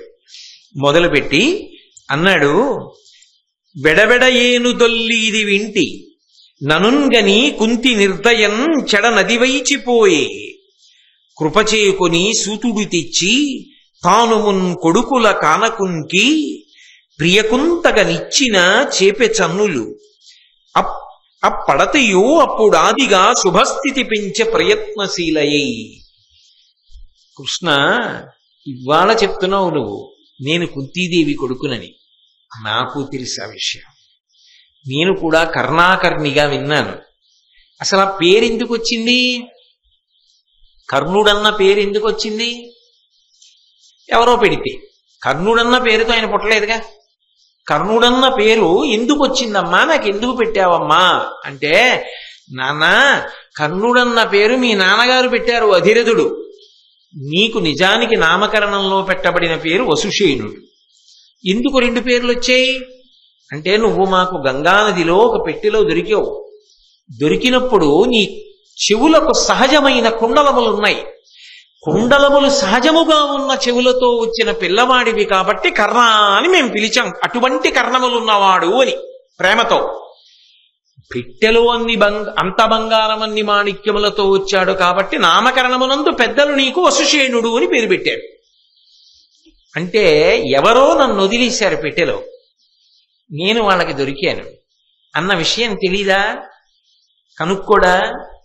తెలుసుకునే ప్రయత్నం చేయడా? తెలుసుకున్నాడు. ఆయనకి మార్గాలు ఆయనకున్నాయి. అందుకని వెడవెడ ఏను రకరకాలుగా అప్పుడప్పుడు నాకు తెలిసింది నేను కుంతీదేవి కొడుకుని అన్న విషయం నాకు తెలుసు కృష్ణ. అనగానే మీరు ఒకటి పట్టుకోవాలి, పాండవుల మీద ప్రేమ ఉంటుందా ఉండదా? కాబట్టి తెలుసు.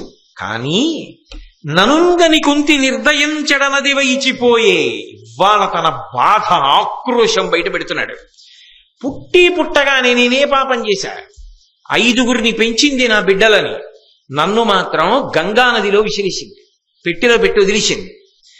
కృప చేకొని సూతుడు తెచ్చి, మహానుభావుడు అధిరథుడున్నాడే ఆయన ఆ మందసంలో ఉన్న నన్ను తీసుకొచ్చి తాను మున్ కొడుకుల గానకునికి, తనకి ముందు కొడుకులు లేరని పట్టుకెళ్ళి ఆయన భార్యకిచ్చాడు. ఆ భార్య నన్ను కన్న తల్లి కాదు కృష్ణ. కానీ నన్ను ఇలా పట్టుకునేటప్పటికీ ఆమె స్తన్యమునందు పాలు చేపునకొచ్చాయి. ఏమి పిచ్చి తెల్లయ్య ఆవిడ! కన్న తల్లి నదిలో బారేసింది. ఎవరో తల్లి నన్ను ఎత్తుకుంటే పాలు చేపునకు వచ్చి పాలిచ్చి పెంచింది. ఆ అమ్మకి కొడుకును గానని వెళ్ళిపోనా కృష్ణ? ఇప్పుడు నదిలో బారేసిన అమ్మ అమ్మ అని వెళ్ళనా? పెంచిన అమ్మ అమ్మ కాదని వెళ్ళిపోనా? చెప్పు ధర్మం. అంత ప్రేమతో పెంచిందయా. ఇవాళ నేను ఇంత పెద్దవాణ్ణి అయ్యానంటే ఏ తల్లి పెంచిందో తెలుసా? అప్పడతయు అప్పుడాదిగా శుభస్థితి పెంచే ప్రయత్నశీలయ్యి. ఎంత ప్రేమతో పెంచారో తెలుసానన్న తల్లిదండ్రులు. ఇవాళ నేను కుంతి కొడుకుని అని నువ్వు చెప్పావని వచ్చినా ఏం చేసిందయా అమ్మ? నాకు చేసిన అమ్మ ఈవిడయ్యా, పెంచిన తండ్రి ఈయనయ్యా. ఎలా వదిలేయమంటావు కృష్ణ? ఇన్నాళ్ళు ఆయన ఆ బాధ చెప్పుకోలేకపోయాడు ఎవరికి. భారతంలో మొట్టమొదటిసారి తనకున్న బాధ చెప్పుకుంటున్నాడు కృష్ణుడితో. మూత్రపురీషాదులు తమ గాత్రములందింకా వారు గారవమెసగన్ పుత్రుండని సంవర్ధిత గాత్రునిగా చేసేరింత కాలము కూర్మిన్. ఎంత పెద్ద మాట వాడేశాడండి. అసలు ఈ మాట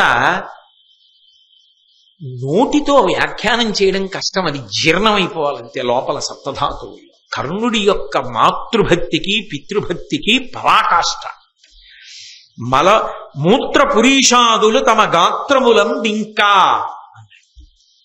నేను విడిచిపెట్టిన మూత్రం, నేను విడిచిపెట్టినటువంటి మలం, నన్ను పెంచిన తల్లిదండ్రులున్నారే అధిరథుడు రాధమ్మ, వాళ్ళ శరీరాల్లోకి ఇంకిపోయింది కృష్ణ. లేక లేక ఓ కొడుకు పుట్టాడు అనుకోండి, ఎప్పుడు పుడతాడా ఎప్పుడు పుడతాడా ఎప్పుడు పుడతాడా అని ఎదురు చూశాడు. కొడుకు అక్కర్లేదు, మనవడు ఎప్పుడు వస్తాడా అని చూసిన తాత ఒళ్ళో మనవడు మొదట మూత్ర విసర్జన చేశాడనుకోండి, గబుక్కు వెళ్ళి కడుక్కుంటాడా తాత?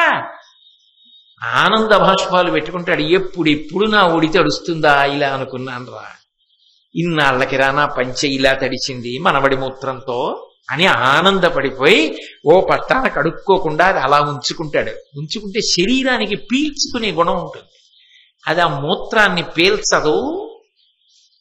ఎందుకు కడుక్కోలా? ఒక తాతే కడుక్కోకపోతే కొడుకులు లేని తండ్రి దొరికిన వాణ్ణి నా కొడుకు అని పెంచాడు. ఎంత ప్రేమతో పెంచిందో తెలుసా రాధమ్మ? నాకు దొరికిన కొడుకని పెంచలా. ఆవిడ ఒళ్ళో నేను పురీషమును విడిచిపెడితే, మలాన్ని విడిచిపెడితే, అమ్మా నా కొడుకు పురీషం అని కడుక్కోకుండా వదిలేసింది. అది ఆవిడ శరీరంలోకి ఇంకిపోయింది, శ్వేతరంధ్రాల్లోకి. మా అమ్మ శరీరంలో నా పురీషం ఇంకింది, మా అమ్మ శరీరంలో నా మూత్రం ఇంకింది. ఆ అమ్మ కాదని వదిలి రానా కృష్ణ ఇవాళ? రాగలనా? అది కర్ణుడంటే. ఇన్నాళ్ళు బయటపడలా ఆ కర్ణుడు. ఇన్నాళ్ళు కడుపులో రగిలిపోతున్న నలుగుడు ఎవ్వరితో చెప్పుకోలేంది. అందుకే చెప్పా, మహాభారతంలో ఆశ్చర్యం ఏమిటంటే కర్ణుడి ఏకాంత సమావేశములన్నీ కొన్ని అద్భుతాలు తీసుకొస్తాయి. కాబట్టి అలా పెంచి పెద్ద చేసిందయా. వారు గారవమెసగన్ పుత్రుండని సంవర్ధిత గాత్రునిగా చేసిరింతకాలము కూర్మిన్. నా అవయవాలన్నీ ఎక్కడ పెరిగాయో తెలుసా? వాళ్ళ ఒళ్ళో పెరిగాయ్యా. మా అమ్మిచ్చిన పాలతో పెరిగాయి, వాళ్ళు పెట్టిన అన్నంతో పెరిగాయి, వాళ్ళు చేసిన ముద్దుతో పెరిగాయి, వాళ్ళు మాట్లాడిన మాటలతో పెరిగాయి. నేను కొడుకునని వాళ్ళంతా మురిసిపోయారు. వాళ్ళెప్పుడూ నేను కొడుకుని కాను, ఎక్కడో దొరికిన వాడిని అనలేదు. నేను ఎవరి కడుపున పుట్టానో ఆవిడ ఎప్పుడూ నన్ను నా కొడుకు అనలేదు. ఇప్పుడు నువ్వంటున్నావు నేను ఆవిడ కొడుకున్నట్టు వచ్చేయమని. ఎలా రాను కృష్ణ చెప్పు? పైగా నీడింక నిరిగి ఎరువుల వడగదాయనుచు నేను వారి దొరగినన్ బొడిమి సెడదే మదిగడు బాడిగలదే నాకు అకట వరిజనాభా. కృష్ణ, ఇన్నాళ్ళ నుంచి నన్ను ఎక్కడ ఎవరు చూసినా రాధేయుడు రాధేయుడు అని పిలుస్తారు. అమ్మ వైపు నుంచి నాకు పేరుంది, రాధాసుతుడు అని పేరు. అంటే అంత ప్రేమతో పెంచింది ఆ అమ్మ. అధిరథుని కుమారుడు అందరూ, రాధా కుమారుడు కాబట్టి రాధేయుడు అంటారు. అసలు నిజానికి కౌంతేయుడు. కౌంతేయుడు అన్న మాట నన్ను ఎవరనలా, రాధేయుడు అనే అన్నారు. ఎందుకంటే ఆ అమ్మకి నా మీద ఉన్న ప్రేమ అటువంటిది. ఆ అమ్మ చంటితనం నుంచి నన్ను ఇంత వాణ్ణి చేసింది. నేనిప్పుడు రాజునయ్యానని ఆనంద బాష్పాలు కార్చింది. పొంగిపోతుంటుంది నేను ఇంత వాణ్ణి అయ్యానని.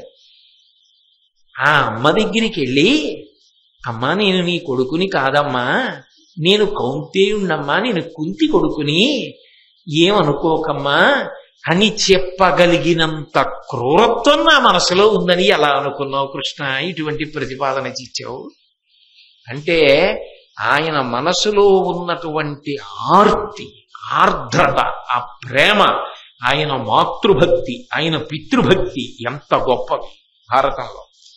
ఎప్పుడైనా ఏదైనా విచారణ చేసేటప్పుడు మంచి మంచే, చెడు చెడే. చెడుని చూసి మంచిని వదలకూడదు, మంచిని చూసి చెడుని వదలకూడదు.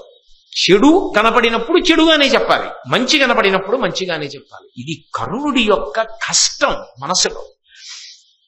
చెప్పి అన్నాడు, కృష్ణ నువ్వు నా గురించి ఒక మాట అన్నావు, నేను పెద్దవాళ్ళని సేవిస్తానన్నావు, నేను ధర్మం తెలిసిన వాణ్ణి అన్నావు. మొట్టమొదట నాతో మాట్లాడడం మొదలు పెట్టగానే నువ్వు నా విషయంలో ఈ రెండు విశేషణాలు వాడావు. అయితే నాకు సంస్కారములన్నీ ఎవరు చేశారు? వాళ్ళిద్దరే పీటల మీద కూర్చుని చేశారు. అధిరథుడు రాధమ్మ వాళ్ళిద్దరూ చేశారు. ఏమని చేశారు? చేసినప్పుడు మా పుత్రుడు అని సంకల్పం చేసి చేశారు. మమ కుమారస్య అని చేశారు వాళ్ళు సంస్కారాలన్నీ. అసలు మమ కుమారుడు అన్న మాట అందా ఇంకెప్పుడున్నా? అందా? పుట్టగానే వదిలేసిందయా. వాళ్ళు మా కొడుకు అని సంస్కారాలన్నీ చేశారయ్యా వాళ్ళు. వాళ్ళు తల్లిదండ్రులు. ఇప్పుడు నేను మీ తల్లిదండ్రులను కాను, కన్నది ఒక ఆవిడ ఉంది, ఆవిడికి కొడుకునని ఎలా చెప్పను? ఏమని చెప్పను? అప్పుడు నేను పెద్దలను సేవించిన వాడిని అవుతానా? నువ్వు అన్నావుగా పెద్దలను సేవించే గుణం ఉన్నవాడివని. పెంచిన తల్లి గుండెల మీద తననా? తండ్రి గుండెల మీద తననా? ఇన్నాళ్ళు వాళ్ళ చేత సంస్కారములు చేయించుకుని ఇప్పుడు మీరు నాకు తల్లిదండ్రులు కారని చెప్పనా? నేను కౌంతేయుడనని చెప్పనా? లేకపోతే కొత్త సంస్కారాలు ఏమైనా ఆవిడతో చేయించుకోనా? ఎలా పొసగుతుంది కృష్ణ? చేయి దాటిపోయిందిగా. పైగా పెద్దలను సేవించేవాడికి ఉండవలసిన గుణం ఇదా? ఇప్పుడు నేను ఆ తల్లిదండ్రుల్ని విడిచిపెట్టడం నాకు సాధ్యం అవుతుందా? వాళ్ళని వదిలేసి ఏమనుకోకండి అమ్మా, నేను పాండవులకు అన్నయ్యని అని పాండవుల దగ్గరికి వచ్చినా తగుదునమ్మా అని ఇప్పుడు వాళ్ళతో సేవలు చేయించుకుని పట్టాభిషేకం చేసుకోనా? అప్పుడు కుంతీదేవి వచ్చి రాజమాత అని పెంచుకుంటుంది. నా తల్లి రాధమ్మ ఎవరు? ఏమని చెప్పాలి? సార్వభౌముణ్ణి ఒకప్పుడు పెంచిన తల్లి అని చెప్పాలి. ఇన్ని చేసి నా తల్లిని నేను తగ్గించనా? నన్ను వదిలినావిడ్ని పెంచనా? అలా చెయ్యగలనా కృష్ణ? ఇంక ఇప్పుడు అది సాధ్యమా? ఆ తల్లిదండ్రులు నాకంత చేసిన వాళ్ళని వదిలితే నేను ఎలా ధర్మం తెలిసిన వాణ్ణి కృష్ణ? నేను ఎలా పెద్దల్ని సేవించిన వాణ్ణి? మీరు ఒక్కటి బాగా గుర్తుపెట్టుకోండి. కళ్ళ ముందు కనపడుతున్నటువంటి మహాద్భుతమైన అవకాశాన్ని వదిలిపెట్టేస్తున్నాడు ధర్మం కోసం. వదిలిపెట్టేస్తున్నాడు పెంచిన తల్లి తండ్రి మీద ఉన్న ప్రేమతో. తప్ప మంచి బలే దొరికింది నాకు అవకాశం అని ఆఖరి నిమిషంలో పార్టీ మార్చినవాడు కర్ణుడు కాడు. సిద్ధాంతానికి కట్టుబడిపోయిన మహాపురుషుడు కర్ణుడు. ఎప్పటికీ ఆయన కీర్తి అలాగే నిలబడిపోతుందంతే. అంత త్యాగం మాటలండి ఎవడు చెయ్యగలడు? మహానుభావుడు. కాబట్టి అది నేను చెయ్యగలిగినటువంటిది కాదు. పైగా నీకొక్కటి చెప్పనా? సుతసుతుండు వీడనక సూనుల తమ్ముల కంటే నాకు సంప్రీతియునర్చి తేజమును పెంపును నాటికి నాటి గగ్గలంబై తనరార నన్ను తన అంతటి మానిసి చేసియుండా నేను ఏతగ ఊది ఆ కురుకులేశ్వరుం బాయుదు ముట్టవచ్చినన్. బాగా ఆలోచించు కృష్ణ. నేను ఎక్కడ పుట్టాను? నువ్వెవరి తాలూకా వాణ్ణి? నువ్వెవరి తాలూకా వాడివి అని నన్ను కృపాచార్యుడు అడిగినప్పుడు నేను ఎలా చెప్పాలో తెలియక తలవంచుకు నిలబడితే వాడు దొర, వాడు రాజు, వాడికి ఏమిటి లోటు అని అంగరాజ్య పట్టాభిషేకం చేశాడు. తన కొడుకులతో సమానంగా, అంతకన్నా ఎక్కువగా, తన తమ్ముళ్లతో సమానంగా కాదు, అంతకన్నా ఎక్కువగా నన్ను దగ్గర పెట్టుకున్నాడు. నన్ను నమ్మాడు. నేను తనకి ఉపకారం చేస్తాననే విశ్వసించాడు. చెడ్డవాడో మంచివాడో వదిలే. అది నా బలహీనత, అది నా నలుగుడు. ఇవాళ నేను ఉన్న ఈ స్థానం, నేనున్న గౌరవం కేవలముగా నా నుంచి ప్రతిఫలాన్ని ఆశించి చేశాడనడానికి ఆధారం లేదు. నా మీద అంత నమ్మకం పెట్టుకున్న స్నేహం. అందుకే తన తమ్ముళ్ల కన్నా కొడుకుల కన్నా నన్ను నమ్మేడు, పెంచి పెద్ద చేశాడు. ఇంచుమించు తనతో సమాన స్థానం ఇచ్చాడు. తనతో సమానంగా కూర్చోపెట్టుకుంటాడు. అన్నిటికీ నన్ను సలహా అడుగుతాడు. నేను చెప్పిందే ఔదలదాలుస్తాడు. అటువంటి దుర్యోధనుణ్ణి యుద్ధం వచ్చే ముందు ఇక రేపో ఎల్లుండో యుద్ధం అనగా వదిలిపెట్టేసి పాండవుల పక్కకు వచ్చిన ఏడి కర్ణుడు అని దుర్యోధనుడు అడిగితే పాండవుల పక్షంలో చేరిపోయాడు అని చెబితే అసలు ఆలోచించగలనా? ఇంత పెంచినవాడు ఆయన. ఆయనే ఆ రోజున అక్కడికి వచ్చి ఉండకపోతే నా జీవితం ఏమయ్యేది? అప్పుడు ఎవరైనా వచ్చారా? నువ్వు కుంతి కొడుకు అని చెప్పిన వాళ్ళు ఎవరైనా ఉన్నారా? ఎవరు లేరుగా. ఎవ్వరూ చెప్పకపోయినా నేనున్నానని తీసుకెళ్లి పట్టాభిషేకం చేసి అంగరాజ్యం ఇచ్చాడుగా. ఎవరి వలన ఇన్నాళ్ల నుంచి సుఖంగా ఉన్నానో వాణ్ణి వదలనా? భవిష్యత్తులో ఏవో పొందడానికి వాళ్ళ దగ్గరికి రానా? ఇంకా ఎలా కుదురుతుంది? చేయి దాటిపోలా. ఇంకిప్పుడు కుదురుతుందా? ఈ మాట చెప్పవలసిన సమయంలో ఎవరైనా చెప్పారా కృష్ణ? చెప్పలేదుగా. ఇప్పుడు నువ్వు చెప్పి రా అంటే రావడం నాకు సాధ్యం అవుతుందా కృష్ణ? ఎంత ఆలోచించాడండి. బతుకంతా నలుగుడే, బతుకంతా నలుగుడే. నిజంగా నలుగుడు ఆయన కాబట్టి తట్టుకున్నాడు మహానుభావుడు. కాబట్టి రాలేను. అంతేకాదు నను అర్జునునకు ఎదురని పెద్దయు నమ్మియుండు అకట దుర్యోధనుడు. ఆ నమ్మిగా వమ్ముగ జనునే పాండవుల కలయు జననా కనగా నేనున్నానని యుద్ధానికి వెళ్ళడానికి సిద్ధపడుతున్నాడు దుర్యోధనుడు. మిగిలిన వాళ్ళు ఎంతమంది ఉన్నా నమ్మకం లేదు, కర్ణుడు ఉన్నాడన్న నమ్మకంతో బయలుదేరుతున్నాడు.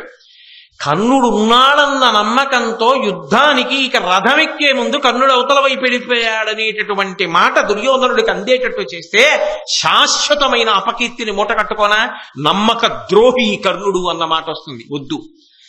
ఆ ప్రేమతో ఆ స్నేహంతో బతికినా చచ్చినా అలాగే చచ్చినవాడు కర్ణుడు అన్న పేరే రాని తప్ప ఇప్పుడు నేను వెనక్కి తిరగలేను. ఎంత నిలబడిపోయాడు స్వామి భక్తికి. మంచో చెడో దుర్యోధనుడు ఎటువంటి వాడో వదిలేయండి, తాను చేసిన స్నేహానికి పట్టాభిషేకం చేశాడు. తాను ఎవరి వైపు ఉండాలనుకున్నాడో వాళ్ళకి నేను ద్రోహం చెయ్యలేను అని చెప్పేశాడు. చెప్పి ఏను అర్జునుండు నెక్కటెక్కటి తలపడకయున్న నగరే పొడవిజనము అందునాదు వచ్చుటతనికి అపకీర్తి అనినా నాకు వేరే అడుగనేలా. అసలు నేను ఒకటి చెప్పనా, ఎవరిని అడుగు కృష్ణ ఏం చెప్తారు? ఖచ్చితంగా కురుక్షేత్ర యుద్ధంలో ప్రధానమైన యుద్ధము కర్ణార్జునుల మధ్యనే అని చెప్తారు. దుర్యోధనుడు అడుగు, కర్ణుడి మీద ఎందుకంత నమ్మకం? అర్జునుడిని కర్ణుడు చంపేస్తాడు, నేను గెలుస్తానంటాడు. ఎవరిని కదిపి చూడు, అర్జునుడికి సరి అయిన జోడి కర్ణుడే. కర్ణుడి మీద నమ్మకంతో యువతల బలాలన్నీ కదులుతున్నాయని చెప్తారు. ఇప్పుడు నేను అర్జునుడి పక్కకు వచ్చేసి మన ఇద్దరం అన్నదమ్ములనరా అని కలిసిపోయి వీళ్ళ మీద యుద్ధం చేస్తే జనమంతా నవ్వరా నన్ను చూసి? గెలవచ్చుగాక వేరు విషయం, అసలు దుర్యోధనుడు యుద్ధం చెయ్యకపోవచ్చు కాక వేరు విషయం, నాకు పట్టాభిషేకం జరగచ్చు కాక వేరు విషయం. కానీ జనులందరూ నవ్వుతారు. వాడికి పట్టాభిషేకమా? అసలు రెచ్చగొట్టి ఇన్నాళ్ళు ఆఖరి నిమిషంలో కొంప ముంచి విడిపోయాడా కుంతి కొడుకని అని నవ్వుతుంటే నేను పట్టాభిషేకం చేసుకోనా? ఇందుకు కృష్ణ నాకు ఆ పట్టాభిషేకం అంతకన్నా మరణం గొప్పది, వద్దులే. కాబట్టి వారి వద్దకు నేను రావడం పొసగదు. హితముపదేశించితి నీవతి నిర్మల బుద్ధివగుట అయినను ఇది నా మతి సొరదు రహస్యము రక్షితముగా పాటింపుమయ్య చిత్తములోనం. ఆయన కీర్తిని కోరుకునుంటే కర్ణుడు ఇదే విషయం పాండవులకు చెప్పి నేను చెప్పాను అయినా రానన్నాడన్న విషయం చెప్పు అనాలి. ఆయన అన్నాడు, వద్దు కృష్ణ, నా మీద ప్రేమతో ఇవాళ చెప్పావు కదా నేను కుంతి కొడుకునని, నేను ఎందుకు రాలేనో కూడా నీకు చెప్పాను కదా, కానీ నేను కుంతీదేవి యొక్క కుమారుణ్ణన్న విషయాన్ని నువ్వు నాకు చెప్పావని, నేను పాండవుల దగ్గరికి రావడం కుదరదు స్నేహధర్మాన్ని ఉద్దేశించి నేను రాధేయుడిగా అధిరథ కుమారుడిగా కేవలము దుర్యోధన పక్షాన్నే యుద్ధం చేస్తానన్నానని ఇంకా ఎవరికీ చెప్పకు. ఎందుకో తెలుసా? ఆ నలుగుడేదో నాకొక్కడికే ఉంచు, ఇంకెవ్వరికీ వద్దు. 2, ఇప్పుడు బయటపడుతున్నాడు. జీవితంలో ఇప్పటి వరకు బయటపడని రహస్యాలు ఇప్పుడు బయట పెడుతున్నాడు. అంటే ఇంతకాలం ఎంత ఉరిపిడి భరించాడో, ఎందుకు దుర్యోధనుడి దగ్గర అలా ఉండిపోయాడో ఇప్పుడు బయట పెడుతున్నాడు. అన్నాడు, ధర్మతనయుండు తాను నా తమ్ముడగుట ఎరిగినేనియు సామ్రాజ్యమేలపూను అట్టి ధార్మికుడు ఆధిపత్యంబు చేయవలదదే శాశ్వతంబుగ వసుధకెల్లా. ధర్మరాజు గారు మహాధర్మాత్ముడు కృష్ణ, నీకు తెలియని విషయం ఏముంది? ధర్మరాజు గారు ధర్మం తప్పుతాడా? ఒక్కనాటికి తప్పడు. ఏ కారణం చేతనైనా నేను ధర్మరాజుకి అన్నయ్యని అని తెలిస్తే గెలిచినా పట్టాభిషేకం నాకే చేస్తాడు శత్రుపక్షంలోనే మిగిలితే. 2, నేను అన్నయ్యనని తెలిస్తే పట్టాభిషేకం పొందవలసిన వాణ్ణి చంపుతానా అని నన్ను అసలు చంపడం. ఇంతకాలం అధర్మపక్షాన్ని నా కర్మ కొద్దీ మోసిన నాక పట్టాభిషేకం వద్దు. ఈ అఖండ భూమండలాన్ని పరిపాలించవలసిన వాడెవరో తెలుసా? సామ్రాజ్యమేలపోను అట్టి ధార్మికుడు ఆధిపత్యంబు చేయవలదే శాశ్వతంబుగ వసుధకెల్లా. శాశ్వతంగా ఈ భూమండలానికి పరమ ధార్మికుడైన ధర్మరాజే చక్రవర్తి యగుగాక, నాకొద్దు రాజ్యం. ఇక్కడ బయటపడ్డాడు. ధర్మరాజు అంటే ఎంత పూజ్య భావన ఉందో, ఎంత గౌరవం ఉందో. ధర్మరాజు గారు ఈ భూమిని ఏలాలి, ప్రజలు సుఖపడాలి, ధర్మం నిలబడాలన్న కోరిక కర్ణుడికి ఎంత ఉన్నదో మనసులో. ధర్మం పట్ల ఇంత గౌరవం ఉన్నవాడు జీవితంలో నిలబడలేకపోయాడు. ధర్మం వేరు, అది ఆయన ప్రారబ్ధ కర్మ. దురదృష్టవంతుడు. ఎందుకని అంటే సంగదోషం. ఆ దుర్యోధనుడి దగ్గరికి వెళ్ళిన దగ్గర ఆయన కావాలని వెళ్ళలేదు, పరిస్థితులు అలా కల్పించాయి, అలా కల్పించబడ్డాయి. తన జీవితానికి ఎదుగుదల లేదిక. కృపాచార్యుడు వేసిన ఒక్క ప్రశ్నకి ఎదగవలసిన మొక్క తొక్కబడుతోంది. తాను ఎదగాలంటే అంగరాజ్య పట్టాభిషేకం అంగీకరించాలి. అంగీకరించిన నాడే తాను దుర్యోధనుడి పక్కకి చేరిపోయాడు. ఇక తన జీవితం ఎదుగుదల దుష్టచతుష్టయంలో ఒకడిగా.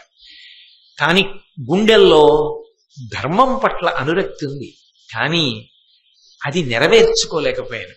కనీసంలో కనీసం నా ఆఖరి కోరిక ఏమిటంటే ధర్మరాజు గారు ఈ భూమండలమును పరిపాలించుగాక. ఇది తెలిసాకే అంత ఏడిచాడు ధర్మరాజు. అందుకే అటువంటి వాణ్ణి చంపేశామా అందరం కలిసి. పైగా శిబిరంలో ఎన్ని మాటలు అన్నాడు. ఆ కర్ణుణ్ణి చంపి కానీ రావద్దన్నాడు. ఎంత బాధపడి ఉంటాడో ధర్మరాజు. పడ్డాడంటే మరి అదేం జీర్ణమయ్యే విషయం అండది అని అన్నాడు. కృష్ణ ఇంకొక మాట కూడా చెప్తున్నా. జరగబోయేది యుద్ధం కాదు, యజ్ఞం. ఆ యజ్ఞంలో ఎవరు గెలుస్తారో ఎవరు ఓడిపోతారో నేను చెప్తాను, నువ్వు విని. అనుజులు ఋత్విజులుగా ఈ పని ఇటు చేయమను నీ ఉపద్రష్టవుగా విను. కురుకుమార పశు విశసనమున రణయజ్ఞమతడు సమ్మతి చేయున్. ధర్మరాజు గారు ఉన్నాడే, ఆయన యజ్ఞం చెయ్యడానికి యజమాని. ఆ యజ్ఞంలో హవిస్సులు ఇస్తారు సాధారణంగా. కానీ ధర్మరాజు గారు చేసేది ఏమిటో తెలుసా? అధర్మాత్ములైన పశువులందరినీ తీసుకొచ్చి పరమేశ్వరుడికి అప్పజెప్పేస్తాడు. ఒక్కొక్కరిని సంహరించేస్తాడు. అలా సంహరించడంలో ధర్మరాజు యజమానిగా కూర్చోవాలి. కూర్చుంటే ఆయన దగ్గర నలుగురు ఋత్విక్కులు ఉండాలి కదా. హోత, ఉద్గాత, అధ్వర్యువు, బ్రహ్మ అని. ఆ నలుగురే భీముడు, అర్జునుడు, నకులుడు, సహదేవుడు. యజ్ఞం ఎలా జరగాలో చెప్పడానికి ఒకడు ఉండాలి, ఉపద్రష్ట. అది నువ్వు. మీ ఆరుగురు కలిసి మొత్తం కౌరవ వంశంలో దుర్యోధనుడి వైపు ఉన్న వాళ్ళందరినీ నాశనం చేసేయండి. అధర్మం ఉండడానికి వీల్లేదు కృష్ణ, ధర్మమే నిలబడాలి. అది అసలు ఉద్దేశ్యం. అసలు మనసులో కర్ణుడు ఆయన. అది చెప్పడానికి జీవితంలో అవకాశం రాల. భగవంతుడే వచ్చినప్పుడు కూడా చెప్పుకోలేకపోతే ఇంకెవరికి చెప్పుకుంటాడు? బహుశా ఆ కర్ణుడు ఏమిటో ప్రపంచానికి చాటి చెప్పాలనుకున్నాడులా ఉంది కృష్ణ పరమాత్మ. లేకపోతే ఇక ఎప్పటికీ ఇలా ఉండిపోతాడేమో. ఈ కర్ణుడు ఏమిటో తెలియాలి ప్రపంచానికి అనుకున్నాడేమో. అందుకే రథం ఎక్కించుకొని ఒంటరిగా తీసుకెడుతూ మాట్లాడి ఈ విషయం భారతంలో గ్రంథస్థం అయ్యేట్టు, కర్ణుడి యొక్క శీల వైభవం లోకానికి తెలిసేట్టు చేశాడు అని అన్నాడు. ధర్మక్షేత్రమైనటువంటి కురుక్షేత్రంలో మా వంటి వాళ్ళందరం కూడా ఉత్తమ గతులు పొందుతాం. నేను తర్వాత రాజ్యం వెళ్తానని చెప్పలేదు. ఖచ్చితంగా మేము ఉత్తమ గతులు పొందుతాం. అంటే వీరస్వర్గాన్ని అలంకరిస్తాం. అర్జునుడే గెలుస్తాడు నాకు తెలుసు కృష్ణ. ఇన్నాళ్ళు పైకి ఏమంటున్నాడు? అర్జునుడిని చంపేస్తానంటున్నాడు. కానీ మేమందరం పొందేది ఉత్తమ గతులే, వీరస్వర్గాన్ని అలంకరిస్తాం. కానీ ఒక్కటి మాత్రం నిజం, ఇంతవరకు వచ్చిన తరువాత మాత్రం వెనక్కి రాను. అది సముద్రం, ఈత కొట్టి దాటడం సాధ్యం కాదని తెలుసు. దానికి నావ ఉండాలి. అది నువ్వు, అది అటుంది, వాళ్ళు దాటుతారు, ఇటు లేదు. చేతితో ఈత కొట్టి దాటలేనని తెలుసు. ఆ సముద్రంలో మునిగిపోతానని తెలుసు. నాతో పాటు నన్ను నమ్మి ఈత కొట్టే వాళ్ళందరూ కూడా మునిగిపోతారని తెలుసు. కానీ కృష్ణ ధర్మం వదలను, ఆఖరి వరకు ఈత్తాను. ఆఖరి వరకు ఈదిన తరువాత నేను గెలవనని కూడా నాకు తెలుసు. కానీ గెలవడం అంటూ జరిగితే అది నీ వల్లే అవుతుంది. యుద్ధానికి వచ్చిన వీరుడు చచ్చిపోవడానికి ఎడుతున్నానని అనకూడదు కదా. అందుకని గెలిస్తే ఇక్కడికే వచ్చి నిన్ను కలుస్తా, గెలవక పడిపోతే ఇక్కడ ఉన్న ఈ కృష్ణుడు అక్కడ పరమేశ్వరుడిగా కనపడతాడు, అప్పుడు నీ దగ్గరికే వస్తా. ఇప్పుడు చెప్పండి, కృష్ణుడు భగవంతుడని కర్ణుడికి తెలుసా తెలీదా? తెలుసా తెలీదా కర్ణుడికి? మరి అటువంటి వాణ్ణి కట్టేస్తానని ఎలా అన్నాడు అంటే, ఆ రోజున విశ్వరూపం చూడలేకపోయినప్పుడు మనసులో ఎంత బాధపడ్డాడో ఇంటికెళ్ళి ఎవరికి తెలుసు. దుర్యోధనాదులతో కలిసి కృష్ణుడి పట్ల పెడముఖం పెట్టి మాట్లాడినప్పుడు ఎంత బాధపడి ఉంటాడో. కానీ ఏకాంతం దొరికింది కదూ. ఎప్పుడైనా ఒకటి గుర్తుపెట్టుకోండి, మనసులో బాగా నలుగుడున్నవాడు ఏదైనా కొద్దిగా బయటపడేది ఎప్పుడు బయటపడగలడంటే, అస్సలు బయటపడే అవకాశం లేకపోవడమే పెద్ద నలుగుడు. అలాంటి వాడు నమ్మి ఎవరితోనన్నా మాట్లాడాలంటే బలవంతంగా వచ్చిన అవకాశాలు కొన్నుంటాయి, అదృష్టవశాత్తు వచ్చిన అవకాశాలు కొన్నుంటాయి. తనే కల్పించుకున్నాడు అనుకోండి, మీతో కొంచెం మాట్లాడాలి ఒక్కసారి రెండని, నలుగుడు పడ్డానికి అవకాశం లేదు, ఎవరితో ఉన్నా పంచుకోగలడని గుర్తు. కర్ణుడి జీవితంలో అలా తను పిలిచి మాట్లాడడానికి ఎవరు లేరు. అసలు అనుకోకుండా ఒక్కొక్కసారి సందర్భం వస్తుంది. వచ్చినప్పుడు ఒకసారి పెరుగుతాడు, చాలా మాటలు మాత్రం జారిపోతాడు. అలాగే కుంతితో ఏకాంతంలో పడిపోయాడు, దేవేంద్రుడితో ఏకాంతంలో పడిపోయాడు, జారిపోయాడు. ఒక్కొక్కటి జారిపోయాడు. కానీ కృష్ణ భగవానుడితో కలిసినప్పుడు మాత్రం స్పష్టంగా కర్ణుడెవరో లోకానికి అర్థమైంది. ఆయన ధర్మపక్షపాతే. కానీ పాపం ఆయన జీవితంలో ఆయన ప్రారంధం ఏమి అంటే, అసలు ఆయన ఎలా ఉండాలని అనుకున్నాడో అలా ఉండగలిగిన అవకాశము ఆయన జీవితమునందు ఆయనకు రాలేదు. లోపలి కర్ణుడు ఒకడు, పై కర్ణుడు ఒకడు. పై కర్ణుడు నటుడు, లోపలి కర్ణుడు యథార్థ కర్ణుడు. నటుడుగా నటించిన కర్ణుడి జీవితమే లోకానికి తెలుసు, యథార్థ కర్ణుడి జీవితం లోకానికి తెలిసే అవకాశం లేదు. పరమేశ్వరుడు అలా ఉద్దీపింపజేయకపోతే, కృష్ణ భగవానుడు ఉండి కూడా భారతంలో ఒక మహాత్ముడి జీవితం వెలుగులోకి రాకపోతే బాగుండదనుకున్నాడో ఏమో. రథం ఎక్కించుకొని, లేకపోతే ఉద్యోగ పర్వంలో రాయబారంలో అలా ప్రవర్తించిన వాడిని రథం ఎక్కించి తీసుకెళ్లి మాట్లాడటం ఏమిటి?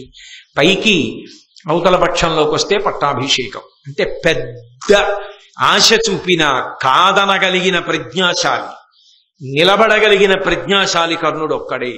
అంతటి మహానుభావుడు అని లోకానికి నిరూపించాడు. కాబట్టి కర్ణుడు అన్నాడు, కలవు నిమిత్త స్వప్నంబులు కౌరవ పాండవులకు పూటగు దానం గెలుపై యుధిష్ఠరునకు కలదు ఎరుగుదు నీవు చెప్పగానేమిటికిన్. కృష్ణ, నువ్వేమీ చెప్పక్కర్లేదు, నాకన్నీ తెలుసు. నాకు స్వప్నాలు వస్తున్నాయి, నాకు అనేకమైనటువంటి శకునములు కనపడుతున్నాయి. ఇప్పుడు ఈ యుద్ధమును తప్పించడం ఎవరికీ సాధ్యము కాదు. ఎందుకో తెలుసా? ధర్మ సంస్థాపన జరగాలి. ఆ ధర్మ సంస్థాపన కొరకు నేను పావైపోయాను.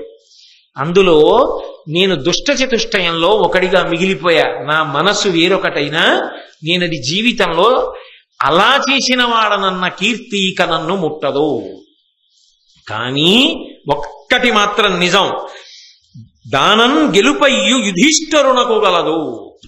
ఆ యుద్ధంలో ఖచ్చితంగా గెలిచేటటువంటి వాడు మాత్రం ధర్మరాజు గారే, అందులో సందేహం లేదు. నేను చెప్తున్నా కృష్ణ, ఎరుగుదు నీవు చెప్పగానేమిటికి. నువ్వు చెప్పక్కర్లేదు కృష్ణ, నాకు తెలుసు ధర్మం ఎక్కడుంటుందో అక్కడ నువ్వు ఉంటావు, నువ్వు ఎక్కడుంటుందో అక్కడ గెలుపుంటుంది. కాబట్టి ధర్మరాజు గెలుస్తాడు, పట్టాభిషేకం జరుగుతుంది, మేమందరం ఉత్తమ లోకాలు పొందుతాం, వీరస్వర్గం అలంకరిస్తాం, యుద్ధంలో పడిపోతాం. నువ్వు చెప్పక్కర్లా, నేనే చెప్పేస్తున్నా. అయినా మరి ఎందుకు యుద్ధం చేస్తున్నావు అంటావేమో, ఇంతకన్నా నాకు బ్రతుకు లేదు కృష్ణ. నేను ఏ ధర్మాన్ని కోరానో దాన్ని పట్టుకునే అదృష్టం నా జీవితంలో కలగల. ఈ యుద్ధం జరగడానికి కారణం ఎవరో కూడా నాకు తెలుసు. నేను చెప్పేస్తున్నాను ఇప్పుడు నీకు ఆ పేర్లు. దీనికి మూలము శకునియు, నేనును, దుశ్శాసనుండు, ఇంతియా కుంతీసూనులు వారలు కలిసిన రానేరగవచ్చు నాకు రాజీవాక్ష. ఇంత పెద్ద భారత యుద్ధం జరగడానికి కారణం దుర్యోధనుడి పక్కన చేరినటువంటి నేను, దుశ్శాసనుడు, శకుని, మేం ముగ్గురం ఆయన కలిపి దుష్టచతుష్టయమే. అందులో నీకేం అనుమానం అక్కర్లా. ఎవరో నన్ను అనక్కర్లా, నేనే చెప్తున్నా. నేను దుష్టచతుష్టయంలో సభ్యుణ్ణి. మా వలననే యుద్ధం జరుగుతోంది. కానీ ఒక్కటి మాత్రం నిజం కృష్ణ, అలా జరగాలని కాని, దుర్యోధనుడు గెలవాలని కాని, అధర్మం రాజ్యం ఏలాలని కాని నాకెన్నడూ కోరిక లేదు. ధర్మం గెలవాలని, ధర్మరాజు లాంటి వాళ్ళు పరిపాలించాలని, ధర్మానికి పట్టాభిషేకం జరగాలని నా కోరిక. కానీ నా జీవితంలో నాకు ఆ భాగ్యం లేదు. అందుకే నేను పాండవుల వైపుకి రావాలి అంటే ఒక్కడిని రావడం కుదరదు కృష్ణ. నాతో పాటు శకుని, దుశ్శాసనుడు, దుర్యోధనుడు కూడా వచ్చేస్తే నేను రాగలను. అంతే. బా, ఏమి తీర్పు చెప్పాడండి! సాధ్యం అవుతుందా? కుదురుతుందా? ఆ మూర్ఖత్వం అటువంటిది. వాడు వినడు. వినేవాడైతే ఇప్పుడు చెప్పేవాడిని కృష్ణ, వాడు వినడు. అది జరుగుతుందా చెప్పు? వాళ్ళు వస్తే నేను వస్తా. రాగలిగింది ఒక్కసారి. రానీరగవచ్చు నాకు రాజీవాక్ష. నాకు ధర్మం వైపు నిలబడాలనుంది. వాళ్ళు వస్తారా? నువ్వు చెప్పు. నువ్వు మిగిలినవి చెప్పక్కల్లా, నేనే చెప్పేశాను. ఇది చెప్పు, వాళ్ళు వస్తారంటే నేను వస్తా. కృష్ణుడు చెప్పలా, మౌనం వహించాడు. మౌనం వహించి కర్ణుడి వైపు చూశాడు.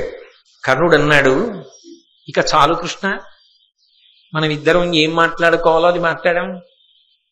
రథం ఆపన్నాడు దారుకుడిని. రథం ఆపాడు దారుకుడు. కృష్ణ పరమాత్మ అన్నాడు, కర్ణుడా, సంతోషంగా వెనక ఖాళీ రథం వస్తోంది కర్ణుడిది. నీ రథం ఎక్కి అంతఃపురానికి బయలుదేరు. నేను పాండవుల దగ్గరికి ఉపప్లవ్యానికి వెళతాను. రథం దిగి మళ్లీ నిలబడి రెండు చేతులు జోడించి అన్నాడు, ఒకవేళ గెలవడం అసంభవం, కానీ నీ కృప. గెలవడం అంటూ జరిగితే, ధర్మం గెలిచి నేను గెలిస్తే, అటువంటిది జరిగితే అక్కడే నీకు నమస్కారం చేస్తా. అలా జరగకపోతే ఈ శరీరం వదిలిపెట్టి అక్కడ పరమేశ్వరుడిగా ఉన్న నీకు నమస్కారం చేస్తా. ఎప్పుడైనా నీకు మాత్రం నా నమస్కారమే కృష్ణ. ఈశ్వరుడు చెప్పి రథం ఎక్కి కర్ణుడు వెళ్ళిపోయాడు. ఆ రథం వెళ్ళిపోతుంటే శ్రీకృష్ణ పరమాత్మ అలా కాసేపు చూసి దారుకుణ్ణి పిలిచి పద ఉపప్లవ్యానికి అన్నాడు. సాత్యకి రథాన్ని దూరంగా ఉంచాడు కదూ. గంభీరమైనటువంటి మనస్సుతో, ఇంత గొప్పవాడు, ఇంత ధర్మపక్షపాతి, కానీ ఆయన జీవితంలో ధర్మానికి నిలబడలేకపోయాడు. ఇక నిలబడలేడు కూడా. ఈ నలుగుడు ఇంతే. ఆఖరికి మాత్రం పడిపోవలసింది. ఆ పడిపోవడం కూడా నేనే ఎదురుగుండా నిలబడి పడగొట్టాలి. దురదృష్టవంతుడు కర్ణుడు అని ఏమనుకున్నాడు కృష్ణ పరమాత్మ? ఉపప్లావ్యానికి వెళ్ళి కొంత విశ్రాంతి తీసుకోవాలి. ఇంత గంభీరమైన విషయాన్ని విన్న తర్వాతనే కృష్ణుడు బయలుదేరాడు. కాబట్టి ఆయన కాస్త విశ్రాంతి పొంది రేపు 7ంటికి వస్తారు, మనం అవుతాం.